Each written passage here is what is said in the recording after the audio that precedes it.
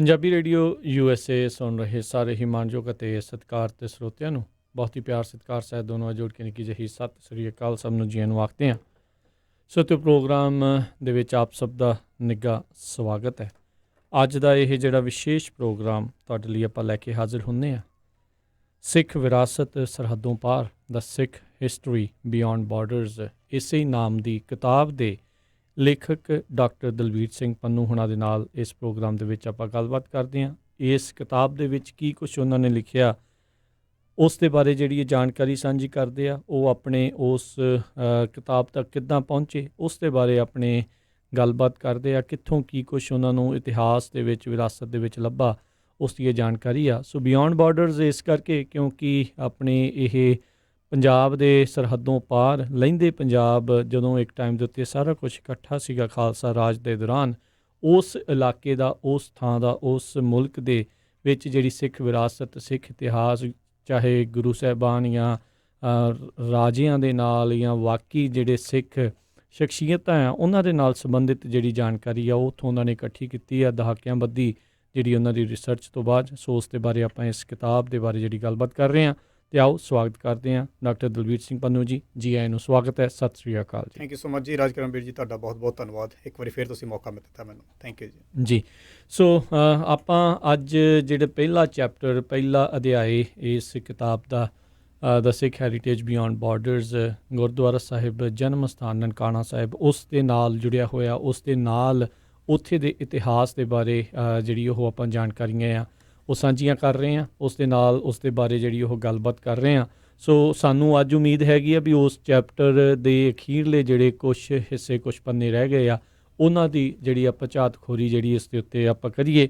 ਸੋ ਇਹ ਪੰਜਵਾਂ ਹਿੱਸਾ ਇਸ ਪਹਿਲੇ ਚੈਪਟਰ ਦਾ ਜਿਹੜਾ ਆਪਾਂ ਇਸ ਵੈੱਬ ਸੀਰੀਜ਼ ਨੂੰ ਵੀ ਕਹਿ ਸਕਦੇ ਹੋ ਅਤੇ ਰੇਡੀਓ ਦੇ ਉੱਤੇ ਜਿਹੜੀ ਸੀਰੀਜ਼ ਚੱਲ ਰਹੀ ਆ, ਇਸ ਦੇ ਵਿੱਚ ਇਤਿਹਾਸ ਦੇ ਨਾਲ ਜਿਹੜੀ ਉਹ ਆਪਾਂ ਜਾਣਕਾਰੀ ਸਾਂਝੀ ਕਰਾਂਗੇ। ਸੋ ਆਪਾਂ ਦੇਖਿਆ ਕਿਸ ਤਰੀਕੇ ਦੇ ਨਾਲ ਪਹਿਲਾਂ ਜਿਹੜੇ ਗੋਰੇ ਆ, ਅੰਗਰੇਜ਼ ਆ, ਉਹ ਕੀ ਸੋਚਦੇ ਸੀ, ਹੋਰ ਉਸ ਇਲਾਕੇ ਦਾ ਨਨਕਾਣਾ ਸਾਹਿਬ ਦੇ ਬਾਰੇ ਹੋਰ ਕਿਤਾਬਾਂ ਦੇ ਵਿੱਚ ਕੀ ਕੁਛ ਲਿਖਿਆ, ਕੀ ਕੁਛ ਹੋਇਆ ਸਾਕਾ ਨਨਕਾਣਾ ਸਾਹਿਬ ਦੇ ਬਾਰੇ ਜਿਹੜੀ ਉਹ ਆਪਾਂ ਗੱਲ ਕੀਤੀ, ਮਹੰਤਾਂ ਦਾ ਜਿਹੜਾ ਕਬਜ਼ਾ ਸੀਗਾ ਉਸ ਦੇ ਬਾਰੇ ਗੱਲ ਕੀਤੀ, ਮਹਾਰਾਜਾ ਰਣਜੀਤ ਸਿੰਘ ਜਿਹੜੇ ਹੋਰ ਗੁਰੂ ਸਾਹਿਬਾਨ ਸੀ ਉਹਨਾਂ ਦੀ ਉੱਥੇ ਜਿਹੜੀਆਂ ਫੇਰੀਆਂ ਉਸ ਦੇ ਬਾਰੇ ਗੱਲਬਾਤ ਕੀਤੀ।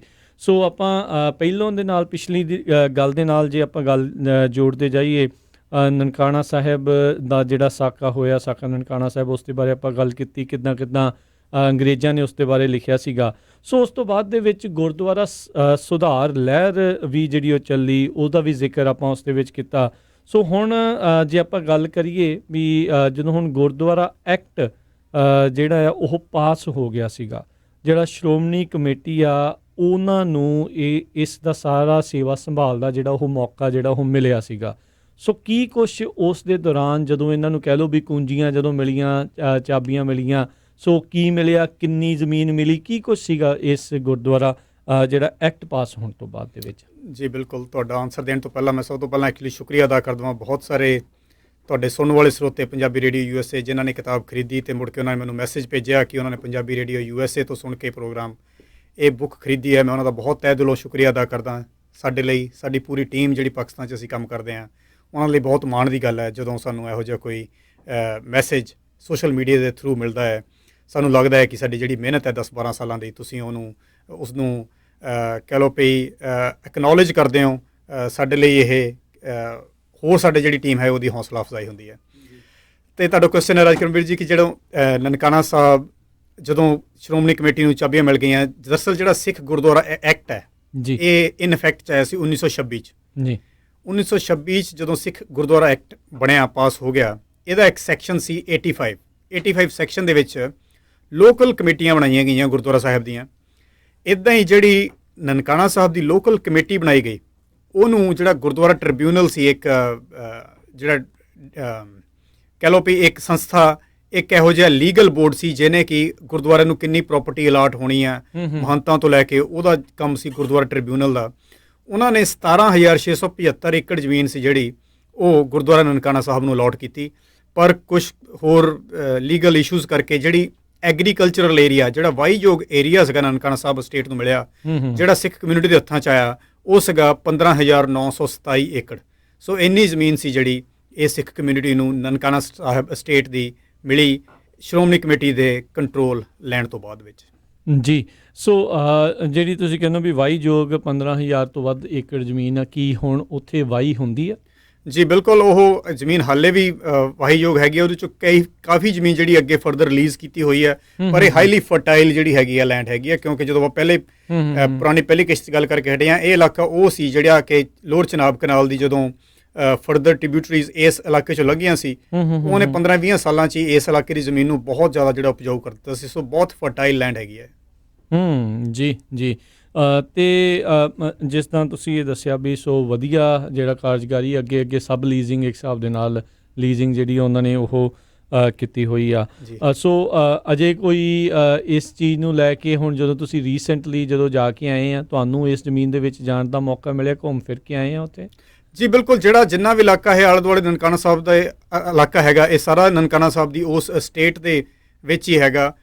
ਪਰ ਕਹਿ ਲਓ ਵੀ ਜਦੋਂ ਅਸੀਂ ਰਿਸਰਚ ਕਰਦੇ ਹਾਂ, ਅਸੀਂ ਕੋਸ਼ਿਸ਼ ਕਰੀਏ ਕਿ ਸਾਡੀ ਰਿਸਰਚ ਜਿਹੜੀ ਪੁਰਾਣੇ ਸਮੇਂ ਦੇ ਉਹਨਾਂ 'ਚ ਰਵੇ। ਜਦੋਂ ਇਹ ਨਵੀਂ ਇਸ ਵੇਲੇ ਉੱਥੇ ਕੀ ਹੋ ਰਿਹਾ, ਕਿਹਦਾ ਕਬਜ਼ਾ, ਕਿਹਦਾ ਮਲਕੀਅਤ ਹੈ, ਉਹ ਹੋਰ ਤਰ੍ਹਾਂ ਦਾ, ਉਹ ਮੋਰ ਲਾਈਕ ਜਰਨਲਿਜ਼ਮ ਹੋ ਜਾਂਦਾ ਕਿ ਤੁਸੀਂ ਕਰੰਟਲੀ ਦੇਖਣਾ ਚਾਹੁੰਦੇ ਹੋ।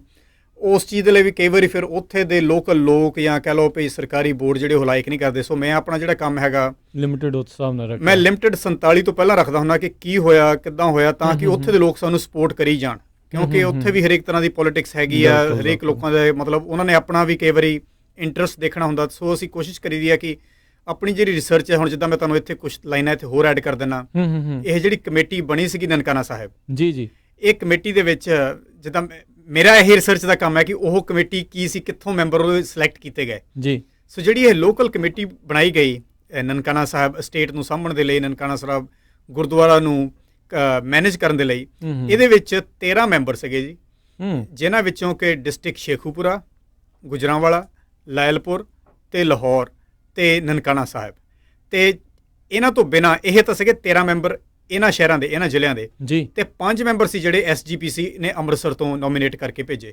ਸੋ ਇਸ ਤਰ੍ਹਾਂ ਇਹ ਜਿਹੜੀ ਕਮੇਟੀ ਸੀਗੀ ਨਨਕਾਣਾ ਸਾਹਿਬ ਦੀ, ਇਹ ਕਹਿ ਲਓ ਕਿ ਕੰਬਾਈਨਡ ਐਫਰਟ ਸੀਗਾ, ਲੋਕਲ ਲੋਕ ਵੀ ਸੀਗੇ ਤੇ SGPC ਨੇ ਆਪਣੇ 5 ਨੁਮਾਇੰਦੇ ਵੀ ਇਹਦੇ ਵਿੱਚ ਜਿਹੜੇ ਭੇਜੇ ਸੀ। ਇਸ ਕਮੇਟੀ ਨੇ ਬਹੁਤ ਸੇ ਜਿਹੜੇ ਕੰਮ ਸੀ ਉਸ ਵੇਲੇ ਕੰਸਟਰਕਸ਼ਨ ਦੇ ਵੀ ਕਰਵਾਏ। ਜੀ ਜੀ। ਸੋ ਇਹ ਜ਼ਰੂਰ ਦੱਸੋ ਵੀ ਜਿਹੜੀ ਹੁਣ ਤੁਸੀਂ ਕਿਹਾ ਵੀ ਕੰਸਟਰਕਸ਼ਨ ਦੇ ਕੰਮ ਕਰਾਏ, ਕਿਹੜੇ ਕਾਰਜ ਇਸ ਨਵੀਂ ਕਮੇਟੀ ਬਣਨ ਤੋਂ ਬਾਅਦ ਦੇ ਵਿੱਚ ਹੋਏ ਉੱਥੇ? ਜੀ ਬਿਲਕੁਲ, ਜਦੋਂ SGPC ਨੇ ਕੰਟਰੋਲ ਲਿਆ ਗੁਰਦੁਆਰਾ ਨਨਕਾਣਾ ਸਾਹਿਬ ਦਾ, ਉਸ ਤੋਂ ਬਾਅਦ ਜਿਹੜੀ ਲੋਕਲ ਕਮੇਟੀ ਬਣਾਈ ਗਈ, ਲੋਕਲ ਕਮੇਟੀ ਨੇ ਸਭ ਤੋਂ ਪਹਿਲਾ ਕੰਮ ਤਾਂ ਕੀਤਾ ਇਹਨਾਂ ਨੇ 1934-35 ਦੇ ਵਿੱਚ ਇੱਕ ਅੰਦਰ ਸ਼ਹੀਦਗੰਜ ਛੋਟਾ ਜਿਹਾ ਗੁਰਦੁਆਰਾ ਸਾਹਿਬ ਬਣਾਇਆ ਕੰਪਲੈਕਸ ਦੇ ਅੰਦਰ ਹੀ, ਜਿੱਥੇ ਕਿ ਸਾਕਾ ਨਨਕਾਣਾ 'ਚ ਜਿਹੜੇ ਸਿੱਖ ਸ਼ਹੀਦ ਹੋਏ ਸੀ ਉਹਨਾਂ ਦੇ ਅਸਤ ਤੇ ਜਿਹੜੀਆਂ ਉਹਨਾਂ ਦੀ ਕੁਝ ਨਿਸ਼ਾਨੀਆਂ ਸੀਗੀਆਂ ਉਹ ਵੀ ਸੰਭਾਲੀਆਂ ਗਈਆਂ। ਥੱਲੇ ਤਹਿਖਾਨਾ ਬਣਾਇਆ ਗਿਆ।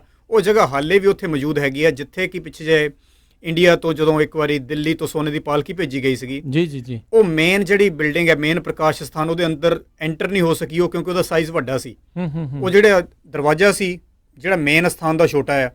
ਸੋ ਇਸ ਕਰਕੇ ਉਸ ਸੋਨੇ ਦੀ ਪਾਲਕੀ ਨੂੰ ਜਿਹੜੀ ਦਿੱਲੀ ਦੀ ਸੰਗਤ ਨੇ ਭੇਜੀ ਸੀ, ਹਾਲੇ ਵੀ ਇਹ ਜਿਹੜਾ ਛੋਟਾ ਗੁਰਦੁਆਰਾ ਸਾਹਿਬ ਸ਼ਹੀਦਗੰਜ ਗੁਰਦੁਆਰਾ ਨਨਕਾਣਾ ਸਾਹਿਬ ਦੇ ਕੰਪਲੈਕਸ ਦੇ ਅੰਦਰ ਹੀ ਹੈਗਾ ਆ, ਉਹਦੇ ਵਿੱਚ ਜਿਹੜਾ ਸੁਸ਼ੋਭਿਤ ਕੀਤਾ ਗਿਆ।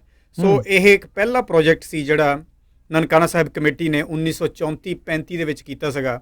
ਤੇ ਇਸ ਤੋਂ ਇਲਾਵਾ ਲੇਟਰ ਔਨ ਜਦੋਂ ਇਹਨਾਂ ਨੇ ਹੋਰ ਇਸ ਮਤਲਬ ਆਪਣੇ ਸ਼ਹਿਰ ਤੋਂ ਬਿਨਾਂ, ਇਹਨਾਂ ਨੇ ਕੰਸਟਰਕਸ਼ਨ ਤੋਂ ਬਿਨਾਂ ਉੱਥੇ ਇੱਕ ਹਾਈ ਸਕੂਲ ਵੀ ਬਣਾਇਆ ਲੜਕੇ ਤੇ ਲੜਕੀਆਂ ਦਾ ਨਨਕਾਣਾ ਸਾਹਿਬ ਦੇ ਵਿੱਚ, ਇੱਕ ਡਿਸਪੈਂਸਰੀ ਵੀ ਬਣਾਈ। ਤੇ ਈਵਨ ਬੜੀ ਹੈਰਾਨੀ ਦੀ ਗੱਲ ਹੁੰਦੀ ਮੈਨੂੰ ਇਹ ਜਦੋਂ ਮੈਂ ਪੜ੍ਹਿਆ ਕਿ ਇਹਨਾਂ ਨੇ ਬੰਬੇ ਦੇ ਵਿੱਚ ਇਸ ਲੋਕਲ ਕਮੇਟੀ ਨੇ ਸਾਇੰਸ ਤੇ ਟੈਕਨੀਕਲ ਕਾਲਜ ਵੀ ਬਣਾਇਆ ਬੰਬੇ ਜਾ ਕੇ, ਵਾਓ, ਤੇ ਅੰਮ੍ਰਿਤਸਰ ਜਾ ਕੇ ਸਿੱਖ ਮਿਸ਼ਨਰੀ ਕਾਲਜ ਬਣਾਇਆ, ਤੇ ਕਈ ਸਕੂਲ ਬਣਾਏ ਮੇਰਠ, ਮੁਰਾਦਾਬਾਦ, ਬੁਲੰਦ ਸ਼ਹਿਰ ਜਿਹੜੇ ਯੂਪੀ ਦੇ ਸ਼ਹਿਰ ਹੈਗੇ ਆ। ਇਹ ਜਿਹੜੀ ਲੋਕਲ ਕਮੇਟੀ ਹੈ ਨਨਕਾਣਾ ਸਾਹਿਬ ਦੀ, ਇਹਨਾਂ ਨੇ ਹੋਰ ਸਿੱਖ ਮਿਸ਼ਨ ਸੰਸਥਾਵਾਂ ਵੀ ਬਣਾਈਆਂ। ਹਰੀਪੁਰ ਜਿਹੜਾ ਕਿ ਆਪਣਾ ਯੂਪੀ 'ਚ ਹੈਗਾ ਆ, ਤੇ ਕਾਂਗੜਾ ਜਿਹੜਾ ਕਿ ਹੁਣ ਹਿਮਾਚਲ 'ਚ ਹੈਗਾ। ਮਤਲਬ ਇੰਨੇ ਕੰਮ ਇਸ ਲੋਕਲ ਕਮੇਟੀ ਨੇ ਆਪਣੇ 17 ਸਾਲਾਂ ਦੇ ਸਮੇਂ ਦੌਰਾਨ 1926 ਤੋਂ ਲੈ ਕੇ 1943 ਤੱਕ ਜਿਹੜੀਆਂ ਸੀ ਇਹ ਜਗ੍ਹਾ ਬਣਾਈਆਂ। 1943 ਤੋਂ ਬਾਅਦ ਸਿੱਖ ਗੁਰਦੁਆਰਾ ਐਕਟ ਦੇ ਵਿੱਚ ਇੱਕ ਹੋਰ ਅਮੈਂਡਮੈਂਟ ਕੀਤੀ ਗਈ, ਜਿਹਦੇ ਵਿੱਚ ਫਿਰ ਇਹ ਜਿਹੜੇ ਗੁਰਦੁਆਰੇ ਸੀ ਉਹ ਡਾਇਰੈਕਟ SGPC ਦੇ ਅੰਡਰ ਆ ਗਏ। ਮਤਲਬ ਬਜਾਏ ਕਿ ਪਹਿਲਾਂ ਲੋਕਲ ਥਰੂ ਕਮੇਟੀ ਨਹੀਂ, ਲੋਕਲ ਕਮੇਟੀ ਦੇ ਥਰੂ ਪਹਿਲਾਂ ਗਵਰਨਿੰਗ ਹੁੰਦੀ ਸੀ, ਮੁੜ ਕੇ ਫਿਰ ਜਿਹੜੀ ਲੋਕਲ ਕਮੇਟੀ ਹੈ 43 ਤੋਂ ਬਾਅਦ ਉਹ ਮੇਰਲੀ ਇੱਕ ਕਹਿ ਲਓ ਵੀ ਐਡਵਾਈਜ਼ਰੀ ਬੋਡੀ ਵਾਂਗੂ ਤਾਂ ਰਹਿ ਗਈ, ਪਰ ਅਦਰਵਾਈਜ਼ ਜਿਹੜਾ ਡਾਇਰੈਕਟ ਕੰਟਰੋਲ ਸੀ ਉਹ ਐਸਜੀਪੀਸੀ ਦੇ ਹੱਥਾਂ 'ਚ ਚਲਾ ਗਿਆ 1943 ਤੱਕ। ਇਹ ਜਿੰਨੇ ਆਪਾਂ ਕੰਮ ਦੱਸੇ ਆ ਤੁਹਾਨੂੰ, ਇਹ 1926 ਤੋਂ ਲੈ ਕੇ 1943 ਤੱਕ ਉਹ ਜਿਹੜੀ ਲੋਕਲ ਕਮੇਟੀ ਸੀ, ਉਸ ਕਮੇਟੀ ਵੱਲੋਂ ਇੰਨੇ ਦੂਰ ਦੂਰ ਤੱਕ ਦੇਖੋ ਕੰਮ ਕਰਵਾਏ ਗਏ, ਜਿਹੜਾ ਕਿ ਮੈਂ ਆਪਣੇ ਆਪ ਸਮਝਦਾ ਕਿ ਬਹੁਤ ਵੱਡਾ ਕਾਰਜ ਬਹੁਤ ਵੱਡਾ ਕਾਰਜ ਹੈ। ਇੱਕ ਗੁਰਦੁਆਰਾ ਸਾਹਿਬ ਦੀ ਲੋਕਲ ਕਮੇਟੀ ਵੱਲੋਂ ਦੇਖੋ ਉੱਥੇ ਕਿੰਨਾ ਲੋਕਾਂ ਦੀ ਸ਼ਰਧਾ ਹੋਊਗੀ, ਕਿੰਨੀ ਉੱਥੇ ਡੋਨੇਸ਼ਨ ਆਉਂਦੀ ਹੋਊਗੀ, ਕਿੰਨਾ ਉਹਨਾਂ ਕੋਲ ਬਜਟ ਹੋਊਗਾ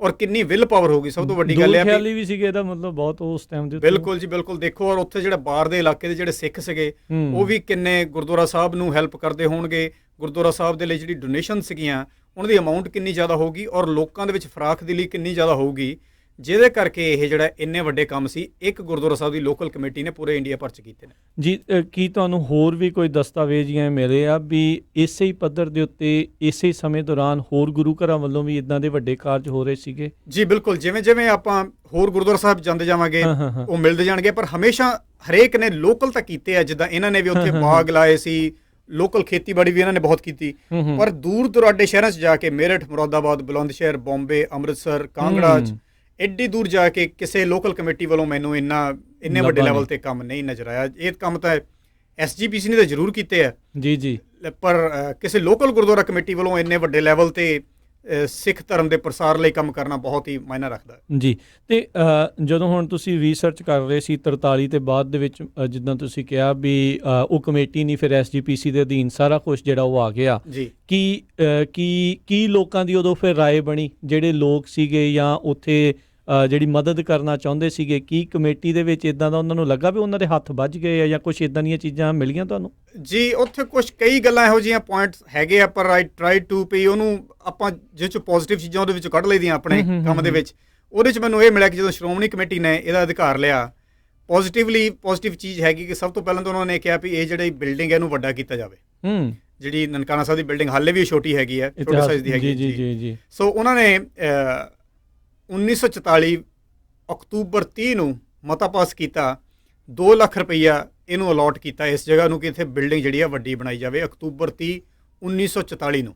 ਠੀਕ ਹੈ ਜੀ। ਹਾਲੇ ਉਸ ਵੇਲੇ ਕੋਈ ਉਹਨਾਂ ਨੂੰ ਅੰਦੇਸ਼ਾ ਨਹੀਂ ਸੀ ਕਿ ਇਹ ਜਿਹੜੀ ਜਗ੍ਹਾ ਆ ਇਹ ਪਾਰਟੀਸ਼ਨ ਦੇ ਵਿੱਚ ਆਉਣ ਵਾਲੀ ਹੈ। ਤੇ ਕੁਝ ਮਹੀਨੇ ਪਹਿਲਾਂ ਹੀ ਪਾਰਟੀਸ਼ਨ ਹੋਣ ਤੋਂ 1947 ਦੀ ਵੰਡ ਹੋਣ ਤੋਂ ਕੁਝ ਮਹੀਨੇ ਪਹਿਲਾਂ ਹੀ 12 ਫੁੱਟ ਡੂੰਘੀਆਂ ਜਿਹੜੀਆਂ ਨੀਹਾਂ ਸੀ ਉਹ ਵੀ ਭਰੀਆਂ ਗਈਆਂ ਇਸ ਲਾਰਜਰ ਬਿਲਡਿੰਗ ਦੇ ਲਈ। ਪਰ ਅਨਫੋਰਚੂਨੇਟਲੀ ਇਹ ਜਿਹੜਾ ਕੰਮ ਸੀ ਮੁੜ ਕੇ ਦੇਸ਼ ਦੀ ਵੰਡ ਹੋ ਗਈ, ਜਿਹੜਾ ਸੀ ਉਹ ਨੇਪਰੇ ਨਹੀਂ ਚੜ ਸਕਿਆ। ਸੋ ਅਜੇ ਵੀ ਹੁਣ ਆਪਾਂ ਉੱਥੇ ਜਦੋਂ ਤੁਸੀਂ ਜਾਂਦੇ ਆ ਤਾਂ ਉਹ ਪੁਰਾਣਾ ਇਤਿਹਾਸਿਕ ਗੁਰਦੁਆਰਾ ਉਹ ਛੋਟੇ ਵਾਲਾ ਹੀ ਆ ਜਾਂ ਹੁਣ ਵੱਡਾ ਹੋ ਚੁੱਕਾ ਹੈ? ਨਹੀਂ, ਬਿਲਕੁਲ ਉਹੀ ਛੋਟੇ ਵਾਲਾ ਆ ਔਰ ਇਸ ਕਰਕੇ ਬਹੁਤ ਸਾਰੇ ਲੋਕਾਂ ਵੱਲੋਂ ਐਕਚੁਅਲੀ ਲਾਈਕ ਵੀ ਕੀਤਾ ਜਾਂਦਾ ਕਿਉਂਕਿ ਉਹਦੇ ਵਿੱਚ ਜਿਹੜੀ ਹੈਗੀ ਪੁਰਾਣੀ ਇੱਕ ਖਿੱਚ ਹੈਗੀ ਹੈ। ਜਿਹੜੀ ਆਪਾਂ ਤਸਵੀਰ ਅਕਸਰ ਨਨਕਾਣਾ ਸਾਹਿਬ ਦੀ ਦੇਖਦੇ ਆ, ਐਕਚੁਅਲੀ ਉਹ ਗੁਰਦੁਆਰਾ ਸਾਹਿਬ ਨਹੀਂ, ਉਹ ਫਰੰਟ ਵਾਲਾ ਫਸਾਡ ਪਾਰਟ ਹੈ ਜਿਹਦੇ ਅੰਦਰ ਮੈਨੇਜਮੈਂਟ ਆਫਿਸਿਸ ਨੇ, ਉਹ ਕੁਛ ਉਹਨਾਂ 'ਚ ਰਹਿਸ਼ੀ ਕਮਰੇ ਵੀ ਨੇ। ਪਰ ਜਿਹੜਾ ਗੁਰਦੁਆਰਾ ਸਾਹਿਬ ਹੈ ਬਹੁਤ ਪਿੱਛੇ ਮੋਡੈਸਟ ਜੀ ਸਮਾਲ ਬਿਲਡਿੰਗ ਹੈਗੀ ਆ ਜਿਹੜੀ ਕਿ ਤੁਹਾਨੂੰ ਡਰੋਨ ਸ਼ਾਟ ਦੇ ਵਿੱਚ ਉਹਦੇ ਨਜ਼ਰ ਆਉਂਦੀ ਹੈ। ਪਰ ਅਦਰਵਾਈਜ਼ ਜਿਹੜਾ ਆਪਾਂ ਫਰੰਟ ਤੋਂ ਸੀਨ ਦੇਖਦੇ ਆ, ਇੱਕ ਬਹੁਤ ਵੱਡੇ ਆਕਾਰ ਦੀ ਯੈਲੋ ਬਿਲਡਿੰਗ ਸੀ ਪਹਿਲਾਂ, ਹੁਣ ਉਹਦਾ ਰੰਗ ਚਿੱਟਾ ਕਰ ਦਿੱਤਾ ਗਿਆ। ਗੁਰਦੁਆਰਾ ਸਾਹਿਬ ਉਹਦੀ ਪ੍ਰਕਾਸ਼ ਸਥਾਨ ਉਹਦੀ ਬੈਕ ਸਾਈਡ ਤੇ ਹੈਗਾ। ਇਹ ਫਰੰਟ ਵਾਲੀ ਜਿਹੜੀ ਹੈਗੀ ਹੈ ਕੰਧ ਹੈਗੀ ਹੈ ਜਿਹਦੇ ਵਿੱਚ ਕਿ ਉਹਨਾਂ ਦੇ ਪ੍ਰਬੰਧਕਾਂ ਦੇ ਦਫ਼ਤਰ ਹੈਗੇ ਜੀ। ਤੇ ਜਦੋਂ ਇਹ ਵੱਡਾ ਕਰਨ ਦਾ ਜਿਹੜਾ ਮਤਾ ਸੀਗਾ, ਕਿੰਨਾ ਕੁ ਵੱਡਾ ਇਹਨਾਂ ਨੇ ਕਰਨਾ ਸੀ, ਕਿੰਨਾ ਕੁ ਵਿਸ਼ਾਲ ਇਹਨਾਂ ਦਾ ਇਹ ਪ੍ਰੋਜੈਕਟ ਸੀਗਾ ਉਸ ਟਾਈਮ ਦੇ ਉੱਤੇ? ਜੀ ਉਹਦੀਆਂ ਮੈਂ ਜਿਹਦੀਆਂ ਡਰਾਇੰਗਸ ਵਗੈਰਾ ਹੈਗੀਆਂ ਉਹ ਵੀ ਲੱਭਣ ਦੀ ਕੋਸ਼ਿਸ਼ ਕੀਤੀ ਹੈ। ਕਾਫੀ ਵੱਡਾ ਪ੍ਰੋਜੈਕਟ ਸੀਗਾ, ਇਟ ਵਾਸ ਰੀਅਲੀ ਬਿਗ। ਮੇਰੇ ਖਿਆਲ 'ਚ ਜਿਵੇਂ ਆਪਾਂ ਬਾਕੀ ਇੰਡੀਆ 'ਚ ਵੀ ਗੁਰਦੁਆਰਾ ਸਾਹਿਬਾਨ ਦੇਖਦੇ ਹਾਂ ਵੱਡੇ ਮਾਰਬਲ ਦੇ, ਉਹ ਜਿਹਾ ਵੱਡਾ ਕਰਨ ਦੀ ਪਲਾਨ ਸੀਗੀ ਜੀ। ਤੇ ਕੀ ਉਦੋਂ ਲੋਕ ਇਸ ਚੀਜ਼ ਦੇ ਹੱਕ ਦੇ ਵਿੱਚ ਸੀਗੇ ਜਾਂ ਕਈ ਲੋਕ ਵੀ ਅਜਿਹੇ ਸੀਗੇ ਵੀ ਨਹੀਂ ਪੁਰਾਣੀ ਦਿੱਖ ਹੀ ਜਿਹੜੀ ਆ ਜਾਂ ਉਦਾਂ ਦਾ ਹੀ ਰਹਿਣ ਦਿੱਤਾ ਜਾਵੇ? ਨਹੀਂ, ਅਕਸਰ ਆਪਣੀ ਜਿਹੜੇ ਸੰਗਤ ਦੇ ਵਿੱਚ ਹਮੇਸ਼ਾ ਗੁਰਦੁਆਰਾ ਸਾਹਿਬ ਨੂੰ ਵੱਡਾ ਕਰਨ ਦੀ ਹੀ ਜਿਹੜੀ ਹੈਗੀ ਆ ਮੰਗ ਹੈਗੀ ਆ, ਉਹ ਬਹੁਤ ਪ੍ਰਫੁੱਲਤ ਰਹਿੰਦੀ ਹੈ। ਇਸ ਕਰਕੇ ਜਿਹੜੇ ਕਾਰ ਸੇਵਾ ਵਾਲੇ ਬਾਬੇ ਵੀ ਨੇ ਉਹ ਵੀ ਲੋਕਾਂ ਦੀ ਮੰਗ ਨੂੰ ਹੀ ਪੂਰਾ ਕਰਦੇ ਨੇ। ਕਈ ਵਾਰੀ ਆਪਾਂ ਕਹੀ ਜਾਂਦੇ ਹਾਂ ਕਿ ਕਾਰ ਸੇਵਾ ਵਾਲੇ ਬਾਬਿਆਂ ਨੇ ਇੱਦਾਂ ਕਰ ਦਿੱਤਾ, ਉਹ ਤਾਂ ਜੋ ਲੋਕੀ ਵੀ ਆਪਣੇ ਹੁਣ ਨੇੜੇ ਤੁਸੀਂ ਹੋਰ ਦੇਖ ਲਓ ਜਿਹੜੇ ਮੰਦਿਰ ਨੇ, ਮਸੀਤ ਉਹ ਵੱਡੇ ਹੋਣਗੇ, ਲੋਕਾਂ ਨੂੰ ਲੱਗਦਾ ਵੀ ਅਸੀਂ ਆਪਣਾ ਗੁਰਦੁਆਰਾ ਸਾਹਿਬ ਵੀ ਕਿਉਂ ਨਾ ਸਾਡੇ ਗੁਰੂ ਦੀ ਜਗ੍ਹਾ ਵੱਡੀ ਕਰਨੀ ਹੈ। ਸੋ ਇਸ ਕਰਕੇ ਇੱਕ ਦੂਜੇ ਨੂੰ ਦੇਖ ਕੇ ਜਿਹੜੇ ਸੀ ਰਿਲੀਜੀਅਸ ਸਥਾਨ ਵੱਡੇ ਹੁੰਦੇ ਗਏ ਔਰ ਉਹਨਾਂ ਵਿੱਚ ਲਗਜ਼ਰੀ ਆਉਂਦੀ ਗਈ, ਉਹਨਾਂ 'ਚ ਜਿਹੜੀ ਮੋਡੈਸਟੀ ਉਹ ਖਤਮ ਹੁੰਦੀ ਗਈ। ਛੋਟੀਆਂ ਧਰਮਸ਼ਾਲਾ ਜਿਹੜੀਆਂ ਸੀਗੀਆਂ ਉਹ ਘਟਦੀਆਂ ਗਈਆਂ, ਵੱਡੇ ਆਕਾਰ ਦੇ ਔਰ ਬਹੁਤ ਐਕਸਪੈਂਸਿਵ ਚੀਜ਼ਾਂ ਜਿਹੜੀਆਂ ਸੀ ਗੁਰਦੁਆਰਾ ਸਾਹਿਬ ਦੇ ਵਿੱਚ ਆਉਂਦੀਆਂ ਲੇਟਰ ਔਨ ਆਪਾਂ ਨੂੰ ਦਿਖਣੀਆਂ ਸ਼ੁਰੂ ਹੋ ਗਈਆਂ। ਜੀ ਬਿਲਕੁਲ, ਜਿੱਦਾਂ ਆਪਾਂ ਪਹਿਲਾਂ ਵੀ ਜ਼ਿਕਰ ਕਰਦੇ ਸੀਗੇ ਵੀ ਜਦੋਂ ਸੰਗਤ ਥੋੜ੍ਹੀ ਸੀ ਜਾਂ ਚੜਾਵਾ ਥੋੜ੍ਹਾ ਸੀ, ਉਦੋਂ ਜਿਹੜੇ ਉੱਥੇ ਕਾਰਜਕਾਰੀ ਵੀ ਸੀਗੇ ਜਾਂ ਜਿਨ੍ਹਾਂ ਨੂੰ ਉਦੋਂ ਚੰਗੀ ਮਹੰਤ ਵੀ ਆਖ ਦਿੱਤਾ ਜਾਂਦਾ ਸੀ, ਉਹ ਠੀਕ ਸੀ। ਜਿੱਦਾਂ ਜਿੱਦਾਂ ਕੰਮ ਵੱਧਦਾ ਗਿਆ ਉਹਨਾਂ ਨੇ ਥੋੜ੍ਹਾ ਲਾਲਚੀਪਨ ਵੀ ਜਿਹੜਾ ਬਾਅਦ 'ਚ ਦਿਖਾਇਆ। ਇਸੇ ਦੇ ਨਾਲ ਹੀ ਬਹੁਤ ਵਾਰੀ ਡਾਕਟਰ ਪੰਨੂ ਸਾਨੂੰ ਕਾਲ ਕਰਕੇ ਜਿਹੜੇ ਪੁੱਛਦੇ ਨੇ ਵੀ ਆਪਾਂ ਇਹ ਗੁਰੂ ਘਰਾਂ ਦੀ ਗੱਲ ਕਰ ਰਹੇ ਹਾਂ, ਕਿਸੇ ਨੇ ਬਾਅਦ ਦੇ ਵਿੱਚ ਗੁਰੂ ਸਾਹਿਬ ਦੇ ਉਦਾਸੀਆਂ ਤੋਂ ਬਾਅਦ ਸਾਰਾ ਕੁਛ ਉਹਨਾਂ ਦੇ ਜੀਵਨ ਤੋਂ ਬਾਅਦ ਦੇ ਵਿੱਚ ਇਹ ਸਾਰੇ ਕੁਛ ਉੱਥੇ ਬਣੇ ਨੇ। ਕੀ ਜਦੋਂ ਹੁਣ ਤੁਸੀਂ ਉੱਥੇ ਜਾਂਦੇ ਸੀਗੇ, ਕੀ ਗੁਰੂ ਸਾਹਿਬ ਦੇ ਸਮੇਂ ਦੀਆਂ ਚੀਜ਼ਾਂ ਅਜੇ ਕੁਛ ਉੱਥੇ ਮੌਜੂਦ ਹੈ ਜਾਂ ਨਹੀਂ? ਨਹੀਂ, ਗੁਰੂ ਸਾਹਿਬ ਦੇ ਸਮੇਂ ਦੀ ਕੋਈ ਚੀਜ਼ਾਂ ਮੌਜੂਦ ਨਹੀਂ ਹੈਗੀਆਂ। ਐਕਚੁਅਲੀ ਜਿਹੜੀ ਆਪਣੀ ਹਿਸਟਰੀ ਦੀ ਰਾਈਟਿੰਗ ਹੈ ਉਹ ਵੀ ਸਭ ਕੁਝ ਬਹੁਤ ਲੇਟ ਸ਼ੁਰੂ ਹੋਣ ਲੱਗਾ। ਈਵਨ ਜਨਮ ਸਾਖੀਆਂ ਵੀ ਹਾਲੇ ਤੱਕ ਇਸੇ ਕਰਕੇ ਜਿਹੜੀਆਂ ਸ਼ੱਕ ਦੇ ਦਾਇਰੇ 'ਚ ਬਹੁਤ ਆਉਂਦੀਆਂ ਕਿ ਗੁਰੂ ਸਾਹਿਬ ਦੇ ਟਾਈਮ 'ਤੇ ਐਕਚੁਅਲੀ ਇਹੋ ਜਿਹਾ ਪ੍ਰਚਲਨ ਨਹੀਂ ਸੀਗਾ ਜਿਵੇਂ ਆਪਣਾ ਹੁਣ ਹੈਗਾ ਤੀਰਥ ਸਥਾਨ 'ਤੇ ਜਾਣ ਦਾ ਜਾਂ ਕਿਸੇ ਨੂੰ ਵਿਜ਼ਿਟ ਕਰਨ ਦਾ। ਪਹਿਲੇ ਪਾਤਸ਼ਾਹ ਦੀ ਤੇ ਇੱਕ ਸਾਖੀ ਬੜੀ ਫੇਮਸ ਮੈਨੂੰ ਮਿਲੀ ਹੈ ਕਿਤਾਬ ਦੇ ਵਿੱਚ, ਪਰ ਉਹ ਮੈਂ ਕਦੀ ਕਿਸੇ ਕਥਾਵਾਚਕ ਕੋਲੋਂ ਤਾਂ ਨਹੀਂ ਸੁਣੀ, ਪਰ ਮੈਨੂੰ ਕਿਤਾਬਾਂ 'ਚੋਂ ਮਿਲੀ ਹੈ ਜਿਹੜੀ ਮੈਂ ਕੋਟ ਇੱਥੇ ਕਰਨੀ ਚਾਹੂੰਗਾ ਇਸ ਮਕਸਦ ਦੇ ਵਿੱਚ। ਜੀ, ਗੁਰੂ ਸਾਹਿਬ ਨੂੰ ਇੱਕ ਸਿੱਖ ਮਿਲਣ ਆਇਆ ਤੇ ਫਟਾਫਟ ਦਰਸ਼ਨ ਕਰਕੇ ਚੱਲਿਆ ਵੀ ਮੈਂ ਜਾਣਾ ਪਿੱਛੇ, ਵੀ ਮੇਰਾ ਦੋਸਤ ਬਿਮਾਰ ਹੈ। ਤੇ ਗੁਰੂ ਨਾਨਕ ਦੇਵ ਜੀ ਪਾਤਸ਼ਾਹ ਨੇ ਉਹਨੂੰ ਕਿਹਾ, ਕਰਤਾਰਪੁਰ ਸਾਹਿਬ ਦੀ ਸਾਖੀ ਹੈ, ਉਹਨਾਂ ਨੇ ਕਿਹਾ ਵੀ ਤੇਰੇ ਆਉਣ ਦਾ ਤਾਂ ਕੋਈ ਫਾਇਦਾ ਨਹੀਂ ਹੋਇਆ। ਉਹ ਕਹਿੰਦਾ ਨਹੀਂ, ਮੈਂ ਤੁਹਾਡੇ ਦਰਸ਼ਨ ਕਰ ਲਏ। ਗੁਰੂ ਸਾਹਿਬ ਕਹਿੰਦੇ ਵੀ ਦਰਸ਼ਨ ਇੱਦਾਂ ਦੀ ਤਾਂ ਕੋਈ ਗੱਲ ਹੈ ਹੀ ਨਹੀਂ ਹੈ, ਵੀ ਜਦ ਤੱਕ ਤੂੰ ਮੇਰੇ ਨਾਲ ਗੱਲਬਾਤ ਕਰਕੇ ਆਪਣੀ ਗੱਲ ਦੱਸਦਾ ਨਹੀਂ, ਮੇਰੀ ਸੁਣਦਾ ਨਹੀਂ, ਮੇਰੇ ਨਾਲ ਗੱਲ ਵਿਚਾਰ ਵਟਾਂਦਰਾ ਨਹੀਂ ਕਰਦਾ, ਤਦ ਤੱਕ ਇਹੋ ਜਿਹੇ ਦਰਸ਼ਨ ਦਾ ਕੋਈ ਫਾਇਦਾ ਨਹੀਂ ਹੈਗਾ। ਤੇ ਮਤਲਬ ਇਹ ਤਾਂ ਸਗੋਂ ਤੂੰ ਜਿਹੜਾ ਤੇਰਾ ਪਿੱਛੇ ਦੋਸਤ ਬਿਮਾਰ ਆ, ਤੂੰ ਉਹਦੇ ਲਈ ਵੀ ਨੁਕਸਾਨ ਕੀਤਾ ਆ ਕੇ, ਵੀ ਤੂੰ ਉਹਨੂੰ ਟਾਈਮ ਜਿਹੜਾ ਸੀ ਆਪਣਾ ਪੂਰਾ ਸਮਾਂ ਨਹੀਂ ਬਤੀਤ ਕੀਤਾ। ਸੋ ਇਹੋ ਜਿਹਾ ਸਿਰਫ ਵਿਜ਼ਿਟ ਕਰਨਾ ਜਾਂ ਦਰਸ਼ਨ ਕਰਨ ਦਾ ਸਿੱਖ ਫਿਲਾਸਫੀ ਦੇ ਵਿੱਚ ਕੋਈ ਮਹੱਤਤਾ ਨਹੀਂ ਸੀਗੀ। ਇਹਦਾ ਮਤਲਬ ਸੀਗਾ ਵੀ ਗੁਰੂ ਕੋਲ ਆਓ ਤਾਂ ਕੁਝ ਸਿੱਖਿਆ ਲੈ ਕੇ ਜਾਓ, ਕੋਈ ਕੁਐਸਚਨ ਪੁੱਛੋ, ਗੁਰੂ ਦਾ ਆਨਸਰ ਪੁੱਛ ਕੇ ਜਾਓ। ਮਤਲਬ ਉਹ ਜਦੋਂ ਸ਼ਰਧਾਲੂ ਜਾਣ ਵੀ ਲੱਗਾ ਸੀ, ਗੁਰੂ ਸਾਹਿਬ ਨੇ ਉਸ ਸਮੇਂ ਨੂੰ ਵੀ ਅਜਾਈ ਨਹੀਂ ਦਿੱਤਾ। ਗੁਰੂ ਨਾਨਕ ਦੇਵ ਜੀ ਪਾਤਸ਼ਾਹ ਦੀ ਇਹ ਸਾਰੀ ਲਾਈਫ ਸਟੋਰੀ 'ਚ ਮੈਨੂੰ ਖਾਸੀਅਤ ਮਿਲੀ ਆ, ਉਹ ਹਰੇਕ ਮੌਕੇ 'ਤੇ ਉਹ ਬੰਦਾ ਜਦੋਂ ਉੱਠ ਕੇ ਜਾ ਵੀ ਰਿਹਾ ਸੀ, ਉਦੋਂ ਵੀ ਉਹਨਾਂ ਨੇ 1 ਮਿੰਟ ਦੇ ਵਿੱਚ ਉਹਨੂੰ ਇਹ ਸੁਨੇਹਾ ਦੇ ਦਿੱਤਾ ਵੀ ਭਾਈ ਤੂੰ ਇਹ ਨਾ ਸਮਝੀ ਵੀ ਤੇਰਾ ਇਹ ਜਿੱਦਾਂ ਵਿਜ਼ਿਟ ਸੀ, ਮੈਨੂੰ ਦੇਖ ਲਿਆ ਤੂੰ ਸਫਲ ਹੋ ਗਈ ਹੈ, ਵੀ ਇੱਦਾਂ ਦੀ ਕੋਈ ਗੱਲ ਨਹੀਂ ਹੈਗੀ। ਜਦ ਤੱਕ ਤੂੰ ਮੇਰੀ ਕੋਈ ਗੱਲ ਸੁਣੀ ਨਹੀਂ, ਮੈਨੂੰ ਕੋਈ ਆਪਣੀ ਗੱਲ ਦੱਸੀ ਨਹੀਂ, ਆਪਾਂ ਕੋਈ ਵਿਚਾਰ ਵਟਾਂਦਰਾ ਹੀ ਨਹੀਂ ਕੀਤਾ। ਇਸ ਤਰ੍ਹਾਂ ਹੀ ਮਤਲਬ ਇਹ ਮੇਰੇ ਖਿਆਲ 'ਚ ਸ਼ੁਰੂ ਦੇ ਸਮੇਂ ਤੋਂ ਇੱਦਾਂ ਸਿੱਖੀਜ਼ਮ ਸੀਗਾ। ਇਸ ਕਰਕੇ ਜਿਹੜੀਆਂ ਪੁਰਾਣੀਆਂ ਚੀਜ਼ਾਂ ਆ ਆਪਾਂ ਨੂੰ ਹਾਲੇ ਵੀ ਕਈ ਵਾਰੀ ਨਹੀਂ ਮਿਲਦੀਆਂ, ਮੁੜ ਕੇ ਜਾਂ ਕਈ ਵਾਰੀ ਕੰਟਰੋਵਰਸੀ ਹੋ ਜਾਂਦੀ ਹੈ ਵੀ ਉਹ ਗੁਰੂ ਸਾਹਿਬ ਨੂੰ ਬਿਲੋਂਗ ਕਰਦੀ ਵੀ ਸੀਗੇ। ਲੋਕੀ ਲੇਟਰ ਔਨ ਸੰਭਾਲਣ ਲੱਗੇ ਆ। ਗੁਰੂ ਸਾਹਿਬ ਤੋਂ ਕੁਝ ਸੈਂਚਰੀਜ਼ ਬਾਅਦ ਉਹਨਾਂ ਦੀ ਹਿਸਟਰੀ ਵੀ ਜਿਹੜੀ ਹੈਗੀ ਉਹ ਜ਼ਿਆਦਾ ਫਾਰਮਲ ਤਰੀਕੇ 'ਚ ਲਿਖ ਹੋਣ ਲੱਗੀ ਹੈ। ਪਹਿਲਾਂ ਕੋਈ it was not like this. ਜੀ ਜੀ, ਜਿੱਦਾਂ ਤੁਸੀਂ ਦੱਸਿਆ 44 ਦੇ ਵਿੱਚ ਇਹ ਕੁਛ ਹੋਇਆ, ਜਦੋਂ ਉਹਨਾਂ ਨੇ ਮਤਾ ਵੀ ਪਾਸ ਕਰਤਾ। 3 ਸਾਲਾਂ ਬਾਅਦ ਆਜ਼ਾਦੀ ਫੈਲੀ। ਬਹੁਤ ਵਾਰੀ ਜਿਹੜਾ ਇੱਦਾਂ ਕੀਤਾ ਜਾਂਦਾ, ਕਿਉਂਕਿ ਪੰਜਾਬ ਦਾ ਤਾਂ ਘਾਣ ਹੋਇਆ, ਪੰਜਾਬ ਦੇ ਲੋਕਾਂ ਦਾ ਜਿਹੜਾ ਆਪਸੀ ਭਾਈਚਾਰਾ ਸੀ ਉਸ ਦੇ ਵਿੱਚ ਵੀ ਫੁੱਟ ਹੋਈ, ਦਰਾਰ ਵੀ ਪਈ। ਬਹੁਤ ਸਾਰੇ ਇਤਿਹਾਸਿਕ ਸਥਾਨ ਜਿਨ੍ਹਾਂ ਬਾਰੇ ਅੱਜ ਆਪਾਂ ਚਰਚਾ ਵੀ ਕਰ ਰਹੇ ਹਾਂ, ਉਹ ਸਰਹੱਦੋਂ ਪਾਰ ਜਿਹੜੇ ਆ ਉਹ ਹੋ ਗਏ। ਕੀ ਮਾਹੌਲ ਸੀ ਉਸ ਟਾਈਮ ਦਾ? ਕੀ ਤੁਹਾਨੂੰ ਉੱਥੇ ਕਿਤਾਬਾਂ ਦੇ ਵਿੱਚ ਜਾਂ ਲੋਕਾਂ ਦੇ ਨਾਲ ਗੱਲ ਕਰਕੇ ਕੀ ਲੱਭਿਆ ਉੱਥੇ?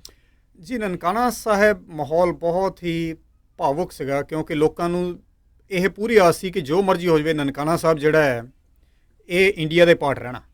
ਸੋ ਜਿੰਨੀ ਲਾਇਲਪੁਰ ਦੀ ਬੈਲਟ ਹੈ, ਇੱਥੋਂ ਦੇ ਬਹੁਤ ਜ਼ਿਆਦਾ ਲੋਕ, ਹਿੰਦੂ ਵੀ ਅਤੇ ਸਿੱਖ ਵੀ, ਇਹ ਨੇੜੇ ਤੇੜੇ ਦੇ ਲੋਕੀ ਆ ਕੇ ਇੱਥੇ ਲਾਇਲਪੁਰ ਤੋਂ, ਮੌਂਟਗਮਰੀ ਤੋਂ, ਇਹ ਜਿਹੜੀਆਂ ਬੈਲਟ ਸੀਗੀਆਂ, ਕਨਾਲ ਕਲੋਨੀ ਸੀ, ਇੱਥੇ ਨਨਕਾਣਾ ਸਾਹਿਬ ਆ ਕੇ ਜਿਹੜੇ ਸੀ ਉਹਨਾਂ ਨੇ ਰਹਿਣਾ ਸ਼ੁਰੂ ਕਰਤਾ। ਰਿਫਿਊਜ ਇੱਥੇ ਲੈ ਲਈ ਸੀਗੀ, ਇੱਥੇ ਆ ਕੇ ਰਿਫਿਊਜੀ ਬਣ ਕੇ ਰਹਿਣ ਲੱਗ ਪਏ ਸੀਗੇ।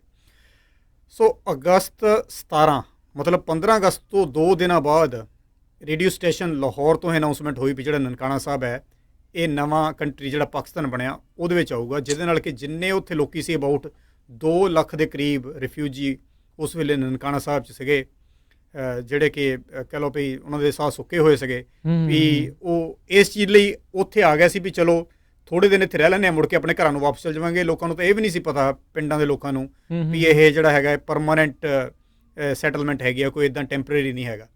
ਸੋ ਉਹਨਾਂ ਨੂੰ ਫਿਰ ਉੱਥੇ ਆਲੇ ਦੁਆਲੇ ਤੋਂ ਨਨਕਾਣਾ ਸਾਹਿਬ ਜਿਹੜਾ ਸ਼ਹਿਰ ਸੀ ਉਹਦੇ ਵਿੱਚ ਹਮਲਾ ਹੋਣ ਦੇ ਕਈ ਵਾਰੀ ਕੋਈ ਖਬਰਾਂ ਸੂਹਾਂ ਮਿਲਦੀਆਂ ਸੀਗੀਆਂ ਲੋਕਾਂ ਦੇ ਕਹਿਣਾ, ਪਰ ਕੋਈ ਕਹਿ ਲਓ ਵੀ ਉਸ ਸ਼ਹਿਰ ਦੇ ਵਿੱਚ ਕੋਈ ਇਹੋ ਜਿਹੀ ਘਟਨਾ ਜਿਹੜੀ ਨਹੀਂ ਵਾਪਰੀ।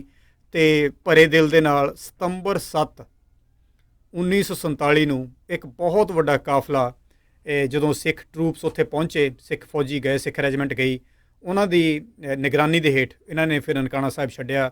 ਗੱਡਿਆਂ ਦੇ ਉੱਤੇ, ਘੋੜਿਆਂ ਦੇ ਉੱਤੇ, ਜੋ ਵੀ ਚੀਜ਼ ਨਾਲ ਮਿਲੀ। ਉਸ ਵੇਲੇ ਰਾਏ ਬੁਲਾਰ ਜੀ ਦੇ ਜਿਹੜੇ ਕਰੰਟ ਡਿਸੈਂਡੈਂਟ ਸੀਗੇ ਉਹਨਾਂ ਦਾ ਵੀ ਨਾਮ ਲਿਆ ਜਾਂਦਾ ਕਿ ਉਹਨਾਂ ਨੇ ਵੀ ਹੈਲਪ ਕੀਤੀ ਕਿ ਇੱਥੇ ਕੋਈ ਜਿਹੜਾ ਖੂਨ ਖਰਾਬਾ ਨਾ ਹੋਵੇ। ਜਿਹੜੇ ਕੁਛ ਹੋਰ ਦੂਰ ਪਹਾੜੀ ਇਲਾਕਿਆਂ ਤੋਂ ਕਈ ਜਿਹੜੇ ਮੁਸਲਿਮ ਟੋਲੇ ਆਏ ਹੋਏ ਸੀਗੇ ਜਾਂ ਆਉਣ ਦੀ ਤਿਆਰੀ ਕਰ ਰਹੇ ਸੀਗੇ ਇੱਥੇ ਹਮਲਾ ਕਰਨ ਦੀ, ਉਹਨਾਂ ਨੂੰ ਬਾਰ-ਬਾਰ ਹੀ ਰੋਕਿਆ ਗਿਆ। ਸੋ ਇੱਥੇ ਜਿਹੜੇ ਇਹ ਸਾਰੇ 2 ਲੱਖ ਦੇ ਕਰੀਬ ਜਿਹੜੇ ਲੋਕੀ ਬੈਠੇ ਸੀਗੇ ਪਿੰਡਾਂ ਤੋਂ, ਬਜਾਏ ਕਿ ਵਾਪਸ ਆਪਣੇ ਘਰਾਂ ਨੂੰ ਜਾਣ, ਇਹਨਾਂ ਨੂੰ ਇੱਕ ਬਹੁਤ ਵੱਡੇ ਕਾਰਵਾਂ ਦੇ ਵਿੱਚ, ਬਹੁਤ ਵੱਡੇ ਜਥੇ ਦੇ ਵਿੱਚ ਇਹਨਾਂ ਨੂੰ ਇੰਡੀਆ ਵੱਲ ਜਿਹੜਾ ਸੀ ਭੇਜ ਦਿੱਤਾ ਗਿਆ, ਅਤੇ ਇਹਨਾਂ ਨੂੰ ਇੰਡੀਆ ਬਾਰਡਰ ਤੱਕ ਪਹੁੰਚਣ ਲਈ ਅਬਾਊਟ 1 ਮਹੀਨੇ ਦੇ ਕਰੀਬ ਉਸ ਜਗ੍ਹਾ ਤੋਂ ਇੰਡੀਆ ਸਰਹੱਦ ਪਾਰ ਕਰਨ ਨੂੰ ਲੱਗਾ। ਸੋ ਉੱਥੋਂ ਉੱਦਾਂ ਵੈਸੇ ਕਿੰਨੇ ਮੀਲ ਜਾਂ ਕਿੰਨੇ ਕਿਲੋਮੀਟਰ ਦੂਰ ਹੈ ਸਰਹੱਦ? ਅਬਾਊਟ ਮੇਰੇ ਖਿਆਲ 70-80 ਮੀਲ ਦੇ ਕਰੀਬ ਹੋਏਗਾ ਜਦੋਂ ਉਹ ਵਾਇਆ ਕਸੂਰ ਦੀ ਸਾਈਡ ਤੇ ਉਸ ਸਾਈਡ ਤੋਂ ਪਹੁੰਚਿਆ ਸੀ। ਸੋ ਉਸ ਟਾਈਮ ਦੇ ਉੱਤੇ ਤੁਹਾਨੂੰ ਦੱਸਿਆ ਵੀ ਥਾਵਾਂ ਤੋਂ ਜਿਹੜੇ ਸਿੱਖ ਸ਼ਰਧਾਲੂ ਸੀ ਜਾਂ ਹੋਰ ਜਿਹੜੇ ਸ਼ਰਧਾਲੂ ਸੀ ਉਹ ਗੁਰੂ ਘਰ ਦੇ ਉੱਤੇ ਕੰਪਲੈਕਸ ਦੇ ਵਿੱਚ ਆ ਕੇ ਬੈਠ ਗਏ ਸੀ ਕਿੰਨੇ ਚਿਰ ਵਾਸਤੇ? ਜੀ, ਉਹਨਾਂ ਨੇ ਐਕਚੁਅਲੀ ਉਹਨਾਂ ਨੂੰ ਇਹ ਸੀ ਕਿ ਇਸ ਸ਼ਹਿਰ ਨੂੰ ਜਿੱਦਾਂ ਹੁਣ ਆਪਣਾ ਕ੍ਰਿਸਚੀਅਨਸ ਦਾ ਵੀ ਹੈਗਾ ਵੈਟੀਕਨ ਸਿਟੀ, ਮਤਲਬ ਨਨਕਾਣਾ ਸਾਹਿਬ ਬਾਰੇ ਇਹੋ ਜਿਹਾ ਸੀ ਕਿ ਜੋ ਮਰਜ਼ੀ ਹੋ ਜਾਵੇ, ਜੇ ਸਾਈਡਾਂ ਤੇ ਵੀ ਪਾਕਿਸਤਾਨ ਹੋ ਗਿਆ, ਇਹ ਵਿਚਕਾਰ ਇੰਨਾ ਜਿਹੜਾ ਛੋਟਾ ਟਾਊਨ ਹੈ ਇਹਨੂੰ ਕੋਈ ਸਪੈਸ਼ਲ ਸਟੇਟਸ ਜਿਹੜਾ ਮਿਲ ਜਾਊਗਾ ਵੀ ਇਹ ਸਿੱਖਾਂ ਦੇ ਲਈ ਰਹੂਗਾ, ਨਨਕਾਣਾ ਸਾਹਿਬ ਨਹੀਂ ਕਿਤੇ ਜਾਣ ਲੱਗਾ। ਇਹ ਗੱਲ ਲੋਕਾਂ ਨੂੰ ਹਲੇ ਲਾਹੌਰ ਦੀ ਸ਼ੱਕ ਹੋਣ ਲੱਗ ਪਈ ਸੀ ਕਿ ਸ਼ਾਇਦ ਲਾਹੌਰ ਪਾਕਿਸਤਾਨ ਨੂੰ ਮਿਲ ਜਾਵੇ, ਵੀ ਨਨਕਾਣਾ ਸਾਹਿਬ ਜਿਹੜਾ ਸੀਗਾ ਧਾਰਮਿਕ ਅਕੀਦੇ ਕਰਕੇ ਲੋਕੀ ਇਹਦੇ ਨਾਲ ਇੰਨੇ ਜ਼ਿਆਦਾ ਜੁੜੇ ਹੋਏ ਸੀ। ਸੋ ਬਹੁਤ ਕਿਤਾਬਾਂ 'ਚ ਵਾਰ-ਵਾਰ ਆਉਂਦਾ ਇਹ ਵੀ ਜਿਹੜੇ ਇਹ 2 ਲੱਖ ਬੰਦੇ ਸੀ, ਇਹਨਾਂ 'ਚੋਂ ਬਹੁਤ ਬਿਮਾਰ ਵੀ ਹੋ ਗਏ ਸੀ, ਮੀਂਹ ਪੈ ਰਹੇ ਸੀ, ਕਈਆਂ ਨੂੰ ਹੈਜਾ ਹੋ ਗਿਆ, ਅਤੇ ਇਹਨਾਂ ਨੇ ਜਾਣ ਵਾਲੀ ਇੱਕ ਵਾਰੀ ਮੱਥਾ ਜ਼ਰੂਰ ਟੇਕਿਆ ਪਿੱਛੇ ਨੂੰ ਮੁੜ ਕੇ, 2 ਲੱਖ ਬੰਦੇ ਨੇ, ਵੀ ਪਤਾ ਨਹੀਂ ਬਾਬਾ ਜੀ ਤੁਹਾਡੇ ਦੁਬਾਰਾ ਦਰਸ਼ਨ ਹੋਣੇ ਕਿ ਨਹੀਂ ਇਸ ਜਗ੍ਹਾ ਦੇ। ਔਰ ਸੱਚੀ ਮੁੱਚੀ ਮੋਸਟ ਆਫ ਦੈਮ ਮੇਰੇ ਖਿਆਲ 'ਚ ਜ਼ਿਆਦਾਤਰ, ਬਹੁਤ ਘੱਟ ਕੋਈ ਹੋਊਗਾ ਜਿਹਨੂੰ ਦੁਬਾਰਾ ਜਾ ਕੇ ਵਿਜ਼ਿਟ ਕਰਨ ਦਾ ਪਾਕਿਸਤਾਨ ਮੌਕਾ ਮਿਲਿਆ ਹੋਵੇ। ਸੋ ਰੈੱਡ ਕਲਿਫ ਲਾਈਨ ਨੇ ਬਹੁਤ ਡੂੰਘੀਆਂ ਜਿਹੜੀਆਂ ਆ ਇਹ ਸਰਹੱਦਾਂ ਜਿਹੜੀਆਂ ਬਣਾ ਦਿੱਤੀਆਂ ਵੀ ਇੱਕ ਅਕੀਦਾ ਐਸਾ ਜਿਹੜਾ ਸਿੱਖੀ ਦੇ ਨਾਲ ਸਾਰਿਆਂ ਦੇ ਲਈ ਮੈਂ ਕਹੂੰਗਾ ਵੀ ਉਹ ਜਿਹੜਾ ਜੁੜਿਆ ਸੀਗਾ ਉਸ ਦੇ ਖੁੱਲ੍ਹੇ ਦਰਸ਼ਨ ਦਿਦਾਰੇ ਜਿਹੜੇ ਆ ਉਹ ਕਰ ਦਿੱਤੇ। ਕੀ ਜਿਸ ਟਾਈਮ ਦੇ ਉੱਤੇ ਇਹ ਜਦੋਂ ਚਰਚਾਵਾਂ ਚੱਲ ਰਹੀਆਂ ਸੀਗੀਆਂ, SGPC ਵੀ ਸੀਗੀ ਇਨਵੋਲਵ, ਆਪਾਂ ਚਲੋ ਇਤਿਹਾਸ ਦੇ ਵਿੱਚ ਜਾਣਦੇ ਹੀ ਆ ਵੀ ਜਿਹੜੇ ਸਿੱਖ ਲੀਡਰਾਂ ਦਾ ਕਿੱਦਾਂ ਦਾ ਕਿਰਦਾਰ ਰਿਹਾ, ਕਿ ਉਹਨਾਂ ਦੀ ਮਾਸਾ ਵੀ ਉਦੋਂ ਜ਼ਰੂਰਤ ਨਹੀਂ ਰਹੀ ਵੀ ਇੱਦਾਂ ਦੀਆਂ ਚੀਜ਼ਾਂ ਉਹ ਕਹਿ ਸਕਣ ਉਹਨਾਂ ਨੂੰ? ਨਹੀਂ, ਉਸ ਵੇਲੇ ਤਾਂ ਇੰਨਾ ਕਿਓਸ ਹੋ ਗਿਆ ਸੀ। ਲਾਸਟ ਵਾਲੇ ਜਿਹੜੇ ਇਹ 2-3 ਮਹੀਨੇ ਹੈਗੇ ਆ, ਇਹਨਾਂ 'ਚ ਤਾਂ ਇੰਨੀ ਜ਼ਿਆਦਾ ਹਫੜਾ ਦਫੜੀ ਮਚ ਗਈ ਸੀ, ਕਿਸੇ ਨੂੰ ਕੁਛ ਪਤਾ ਹੀ ਨਹੀਂ ਸੀ ਲੱਗ ਰਿਹਾ। ਮਤਲਬ SGPC ਹੋਏ, ਆਪਣੇ ਮਾਸਟਰ ਤਾਰਾ ਸਿੰਘ ਜੀ ਹੋਏ, ਔਰ ਖਾਸ ਕਰਕੇ ਜਿੰਨੇ ਸਿੱਖ ਇਲੀਟ ਸੀਗੇ, ਪਟਿਆਲਾ ਘਰਾਣੇ ਦੇ ਮੈਂਬਰ, ਨਾਭਾ ਦੇ ਮੈਂਬਰ, ਜਿਹੜੇ ਇਹ ਬਹੁਤ ਵਧੀਆ ਪੋਜੀਸ਼ਨਸ 'ਤੇ ਸੀਗੇ, ਇੰਗਲੈਂਡ ਇਹਨਾਂ ਦੀ ਇੰਨੀ ਆਉਣੀ ਜਾਣੀ ਸੀਗੀ, ਇਹਨਾਂ ਸਾਰਿਆਂ ਦੀ ਤੁਸੀਂ ਹਿਸਟਰੀ ਪੜ੍ਹਦੇ ਹੋ, ਮੁੜ ਕੇ ਤੁਸੀਂ ਇਹਨਾਂ ਦੀ ਬਾਇਓਗ੍ਰਾਫੀ ਪੜ੍ਹੋ, ਮੁਹੰਮਦ ਅਲੀ ਜਿਨਾਹ ਦੀ, ਮਹਾਤਮਾ ਗਾਂਧੀ ਦੀ, ਜਵਾਹਰ ਲਾਲ ਨਹਿਰੂ ਦੀ, ਲਾਰਡ ਮਾਊਂਟਬੈਟਨ ਦੀ, ਤੁਸੀਂ ਇਹਨਾਂ ਸਾਰਿਆਂ ਨੂੰ ਪੜ੍ਹ ਕੇ ਪਤਾ ਲੱਗਦਾ ਵੀ ਉਹ ਜਿਹੜੇ 4-5 ਪਿਛਲੇ ਮਹੀਨੇ ਸੀਗੇ ਉਹਨਾਂ 'ਚ ਤਾਂ ਬਹੁਤ ਜ਼ਿਆਦਾ ਵੀ ਕਹਿ ਲਓ ਵੀ ਨੇਰ ਖਾਤੇ ਮਚਿਆ ਹੋਇਆ ਸੀ। ਮਤਲਬ ਕੋਈ ਕਾਨੂੰਨ ਕੁਛ ਨਹੀਂ, ਮਤਲਬ ਜੋ ਜਿੱਧਰ ਨੂੰ ਕਿਸੇ ਦੀ ਆਉਂਦੀ ਆ ਉੱਧਰ ਨੂੰ ਚਲਾਈ ਜਾ ਰਿਹਾ। ਔਰ ਇੱਕ ਤਰੀਕ ਇਹੋ ਜਿਹੀ ਵੀ ਆਈ ਸੀ ਸਤੰਬਰ ਦੇ ਵਿੱਚ ਕਿ ਜਿੰਨੇ ਲੋਕੀ ਪਾਕਿਸਤਾਨ ਨੂੰ ਮੁਸਲਮਾਨ ਜਾ ਰਹੇ ਸੀ ਉਹਨਾਂ ਨੂੰ ਬੰਦ ਕਰ ਦਿੱਤਾ ਗਿਆ ਵੀ ਨਹੀਂ, ਹੁਣ ਪਾਕਿਸਤਾਨ ਦੀ ਜਗ੍ਹਾ ਫੁੱਲ ਹੋ ਗਈ ਹੈ, ਵਾਪਸੀ ਜਾਓ। ਸੋ ਇਹ ਜਿਹੜੇ ਲੋਕੀ UP, ਲਖਨਊ, ਬਿਹਾਰ ਤੋਂ ਬਹੁਤ ਜਿਹੜੇ ਲੋਕੀ ਆ ਰਹੇ ਸੀਗੇ, ਇਹਨਾਂ ਨੂੰ ਇੰਡੀਆ 'ਚ ਹੀ ਰਹਿਣਾ ਪਿਆ, ਕਿਉਂਕਿ ਜਿਹੜਾ ਪਾਕਿਸਤਾਨ ਸੀ ਉਹਨੇ ਆਪਣੇ ਜਿਹੜੇ ਸੀ ਗੇਟ ਉਹ ਬੰਦ ਕਰ ਲਏ ਸੀ, ਕਿਉਂਕਿ ਉਹਨਾਂ ਦੇ ਜਿਹੜਾ ਕੰਟਰੀ ਦੀ ਜਿੰਨੀ ਕਪੈਸਿਟੀ ਸੀ ਉਹ ਬਿਲਕੁਲ ਫੁੱਲ ਹੋ ਗਈ ਸੀ, ਔਰ ਉਹਨਾਂ ਦੀ ਜਿਹੜੀ ਸੀ ਕੈਲਕੂਲੇਸ਼ਨ ਕਿਹਾ ਜਾਂਦਾ ਵੀ ਉਹ ਗਲਤ ਹੋ ਗਈ ਸੀ ਵੀ ਕਿੰਨੇ ਲੋਕੀ ਮਾਈਗ੍ਰੇਟ ਕਰਨਗੇ। ਸੋ ਉਸ ਵੇਲੇ ਇਹ ਕਿਹਾ ਜਾਂਦਾ ਵੀ ਜਵਾਹਰ ਲਾਲ ਨਹਿਰੂ ਐਂਡ ਮਹਾਤਮਾ ਗਾਂਧੀ ਜਾਂ ਕੁਛ ਹੋਰ ਲੋਕ, ਇਹਨਾਂ ਨੇ ਉਹਨਾਂ ਮੁਸਲਮਾਨਾਂ ਨੂੰ UP ਜਾਂ ਦਿੱਲੀ 'ਚ ਰੋਕਣ ਦੇ ਲਈ ਅੰਦਰੋਂ ਖਾਤੇ ਕਈ ਹੋਰ ਲੋਕਾਂ ਨੇ ਇੱਦਾਂ ਦੀਆਂ ਅਫਵਾਹਾਂ ਵੀ ਫੈਲਾਈਆਂ ਵੀ ਜੇ ਤੁਸੀਂ ਪੰਜਾਬ 'ਚ ਲੰਘੋਗੇ ਤੁਹਾਡੇ ਕੋਲ ਲੰਘ ਤਾਂ ਹੋਣਾ ਹੀ ਨਹੀਂ, ਸਿੱਖਾਂ ਨੇ ਤੁਹਾਨੂੰ ਵੈਸੇ ਮਾਰ ਦੇਣਾ। ਵੀ ਉੱਥੋਂ ਜਿਹੜਾ ਸੀ ਇਹ ਮਾਹੌਲ ਇੱਦਾਂ ਦਾ ਪ੍ਰਮੋਟ ਹੋਇਆ ਵੀ ਮੁੜ ਕੇ ਜਿਹੜੀ ਪੰਜਾਬ ਦੀ ਅੱਗ ਸੀ ਉਹ ਹੋਰ ਜ਼ਿਆਦਾ ਵੱਧਦੀ ਗਈ। ਪਰ ਮਕਸਦ ਇਹ ਸੀ ਵੀ ਜਿਹੜੇ ਹੁਣ ਜਿੱਥੇ ਲੋਕੀ ਜਿੰਨੇ ਲੰਘ ਹੈ, ਬਾਕੀ ਜਿਹੜੇ ਸੀ ਜਿੱਥੇ ਕਹਿ ਗਏ ਉੱਥੇ ਕੀ ਉਹ ਟਿਕ ਜਾਣ। ਸੋ ਉਹ ਉਹਨਾਂ ਮਹੀਨਿਆਂ ਦੇ ਵਿੱਚ ਹੁਣ ਕਿੱਥੋਂ SGPC ਜਾਂ ਹਰੇਕ ਨੂੰ ਕਹਿ ਲਓ ਵੀ ਆਪੋ ਆਪਣੇ ਪਰਿਵਾਰਾਂ ਦਾ ਪਤਾ ਨਹੀਂ ਸੀ, ਮਾਵਾਂ ਪੁੱਤ ਨਹੀਂ ਸੀ ਸਿਆਣਦੀਆਂ, ਮਤਲਬ ਉਹ ਹਾਲ ਹੋਇਆ ਸੀ। ਜੀ ਇਹ 47 ਦੀ ਜਿਹੜੀ ਇਹ ਵੰਡ ਹੋਈ, ਉਸ ਤੋਂ ਬਾਅਦ ਦੇ ਵਿੱਚ ਮੁੜ ਦੁਬਾਰਾ ਦਰਸ਼ਨਾਂ ਦੇ ਲਈ ਜਾਂ ਆਉਣ ਜਾਣ ਦੇ ਲਈ ਸ਼ਰਧਾਲੂਆਂ ਦੇ ਲਈ ਜਿਹੜਾ ਉਹ ਕਿੰਨਾ ਕੁ ਸਮਾਂ ਜਿਹੜਾ ਉਹ ਲੱਗ ਗਿਆ, ਕਿਹੜੇ ਸੰਨ ਦੇ ਵਿੱਚ ਮੁੜ ਸ਼ੁਰੂ ਹੋਏਗਾ? ਜੀ ਉੱਥੇ ਕੁਛ ਜਿਹੜਾ ਉਸ ਤੋਂ ਬਹੁਤ ਛੇਤੀ ਬਾਅਦ ਹੀ ਜਿਹੜੀ ਆਪਣੀ SGPC ਹੈ, 2-3 ਸਾਲਾਂ ਬਾਅਦ ਹੀ ਇਹਨਾਂ ਨੇ ਜਿਹੜੀ ਸੀ ਉਹਦੇ ਲਈ ਕੋਸ਼ਿਸ਼ਾਂ ਜਿਹੜੀਆਂ ਪਤਾ ਲੱਗਦਾ ਕਿਤਾਬਾਂ 'ਚ ਇਹਨਾਂ ਨੇ ਆਪਣੀ ਕੋਸ਼ਿਸ਼ਾਂ ਸ਼ੁਰੂ ਕਰਤੀਆਂ ਸੀ ਕਿ ਸਾਨੂੰ ਜਿਹੜੀ ਹੈਗੀ ਆ ਉੱਥੇ ਜਾਣ ਦੇ ਲਈ ਪਰਮਿਸ਼ਨ ਜਿਹੜੀ ਉਹ ਦਿੱਤੀ ਜਾਵੇ। ਸਭ ਤੋਂ ਪਹਿਲੀ ਜਿਹੜੀ ਮੈਨੂੰ ਇੱਕ ਚਿੱਠੀ ਮਿਲਦੀ ਹੈ ਉਹ ਹੈ 1948 ਦੇ ਵਿੱਚ SGPC ਨੇ ਮੈਮੋਰੈਂਡਮ ਭੇਜਿਆ ਪੰਜਾਬ ਸਰਕਾਰ ਨੂੰ ਨਵੰਬਰ 1948 'ਚ, ਜਿਸ 'ਚ ਉਹਨਾਂ ਨੇ ਕਿਹਾ ਵੀ ਸਾਨੂੰ ਸੇਵਾਦਾਰ ਭੇਜਣੇ, ਅਸੀਂ 10 ਸੇਵਾਦਾਰ ਟੂ ਗੁਰਦੁਆਰਾ ਡੇਰਾ ਸਾਹਿਬ, ਗੁਰਦੁਆਰਾ ਸ਼ਹੀਦਗੰਜ, ਗੁਰਦੁਆਰਾ ਜਨਮ ਸਥਾਨ ਲਾਹੌਰ, ਗੁਰਦੁਆਰਾ ਭਾਈ ਫੇਰੂ, ਗੁਰਦੁਆਰਾ ਕਰਤਾਰਪੁਰ ਸਾਹਿਬ, ਗੁਰਦੁਆਰਾ ਬਾਬੇ ਦੀ ਬੇਰ, ਗੁਰਦੁਆਰਾ ਰੋੜੀ ਸਾਹਿਬ ਅਤੇ ਗੁਰਦੁਆਰਾ ਸੱਚਾ ਸੌਦਾ। ਇੱਥੇ 10-10 ਸੇਵਾਦਾਰ ਭੇਜਣ ਦੀ ਬੇਨਤੀ ਕੀਤੀ ਅਤੇ 25 ਸੇਵਾਦਾਰ ਕਿਹਾ ਅਸੀਂ ਭੇਜਣੇ ਆ ਗੁਰਦੁਆਰਾ ਪੰਜਾ ਸਾਹਿਬ। ਉਹ ਜਿਹੜੀ ਲੈਟਰ ਸੀ ਉਹ ਵੀ ਰਿਜੈਕਟ ਹੋ ਗਏ। ਮੁੜ ਕੇ ਫਿਰ ਇਹਨਾਂ ਨੇ SGPC ਨੇ ਕਨਵੈਨਸ਼ਨ ਸੱਦੀ ਜੁਲਾਈ 29 1951 ਨੂੰ। ਹੂੰ ਉਹਦੇ ਵਿੱਚ ਉਹਨਾਂ ਤੋਂ ਪਹਿਲਾਂ ਉਹਨਾਂ ਨੇ ਇੱਕ ਬੇਨਤੀ ਕੀਤੀ ਸੀ ਗੋਪਾਲ ਸਵਾਮੀ ਆਇੰਗਰ ਨੂੰ। ਹੁਣ ਗੋਪਾਲ ਸਵਾਮੀ ਆਇੰਗਰ ਉਹ ਨਾਮ ਹੈ, ਜੇ ਆਪਾਂ ਹਿਸਟਰੀ ਪੜ੍ਹੀ ਹੈ ਤੇ ਕਸ਼ਮੀਰ ਦੇ ਮਾਮਲੇ 'ਚ ਇਹਨੇ ਇੰਡੀਆ ਦੀ ਕਾਫੀ UNO ਦੇ ਵਿੱਚ ਜਿਹੜੀ ਸੀ ਉਹ ਪੈਰਵਾਈ ਕੀਤੀ ਸੀਗੀ। ਸੋ ਇਹਨਾਂ ਨੇ ਇੱਕ ਕਨਵੈਨਸ਼ਨ ਸੱਦੀ, ਉਹਦੇ ਵਿੱਚ ਉਹਨਾਂ ਨੇ ਸਰਕਾਰ ਨੂੰ ਕੀ ਲਿਖਿਆ 1951 'ਚ, ਜਿਹੜਾ ਮੈਂ ਆਪਣੀ ਕਿਤਾਬ 'ਚ ਬੜਾ ਤਫਸੀਲ 'ਚ ਦਿੱਤਾ, ਉਹ ਮੈਂ ਦੱਸਦਾ ਤੁਹਾਨੂੰ, ਜੇ ਤੁਹਾਨੂੰ ਆਈਡੀਆ ਲੱਗੂਗਾ ਵੀ SGPC ਕਿਵੇਂ ਟਰਾਈ ਕਰ ਰਹੇ ਸੀ ਗੁਰਦੁਆਰਿਆਂ ਦਾ ਕੰਟਰੋਲ ਵਾਪਸ ਲੈਣ ਦੇ ਲਈ।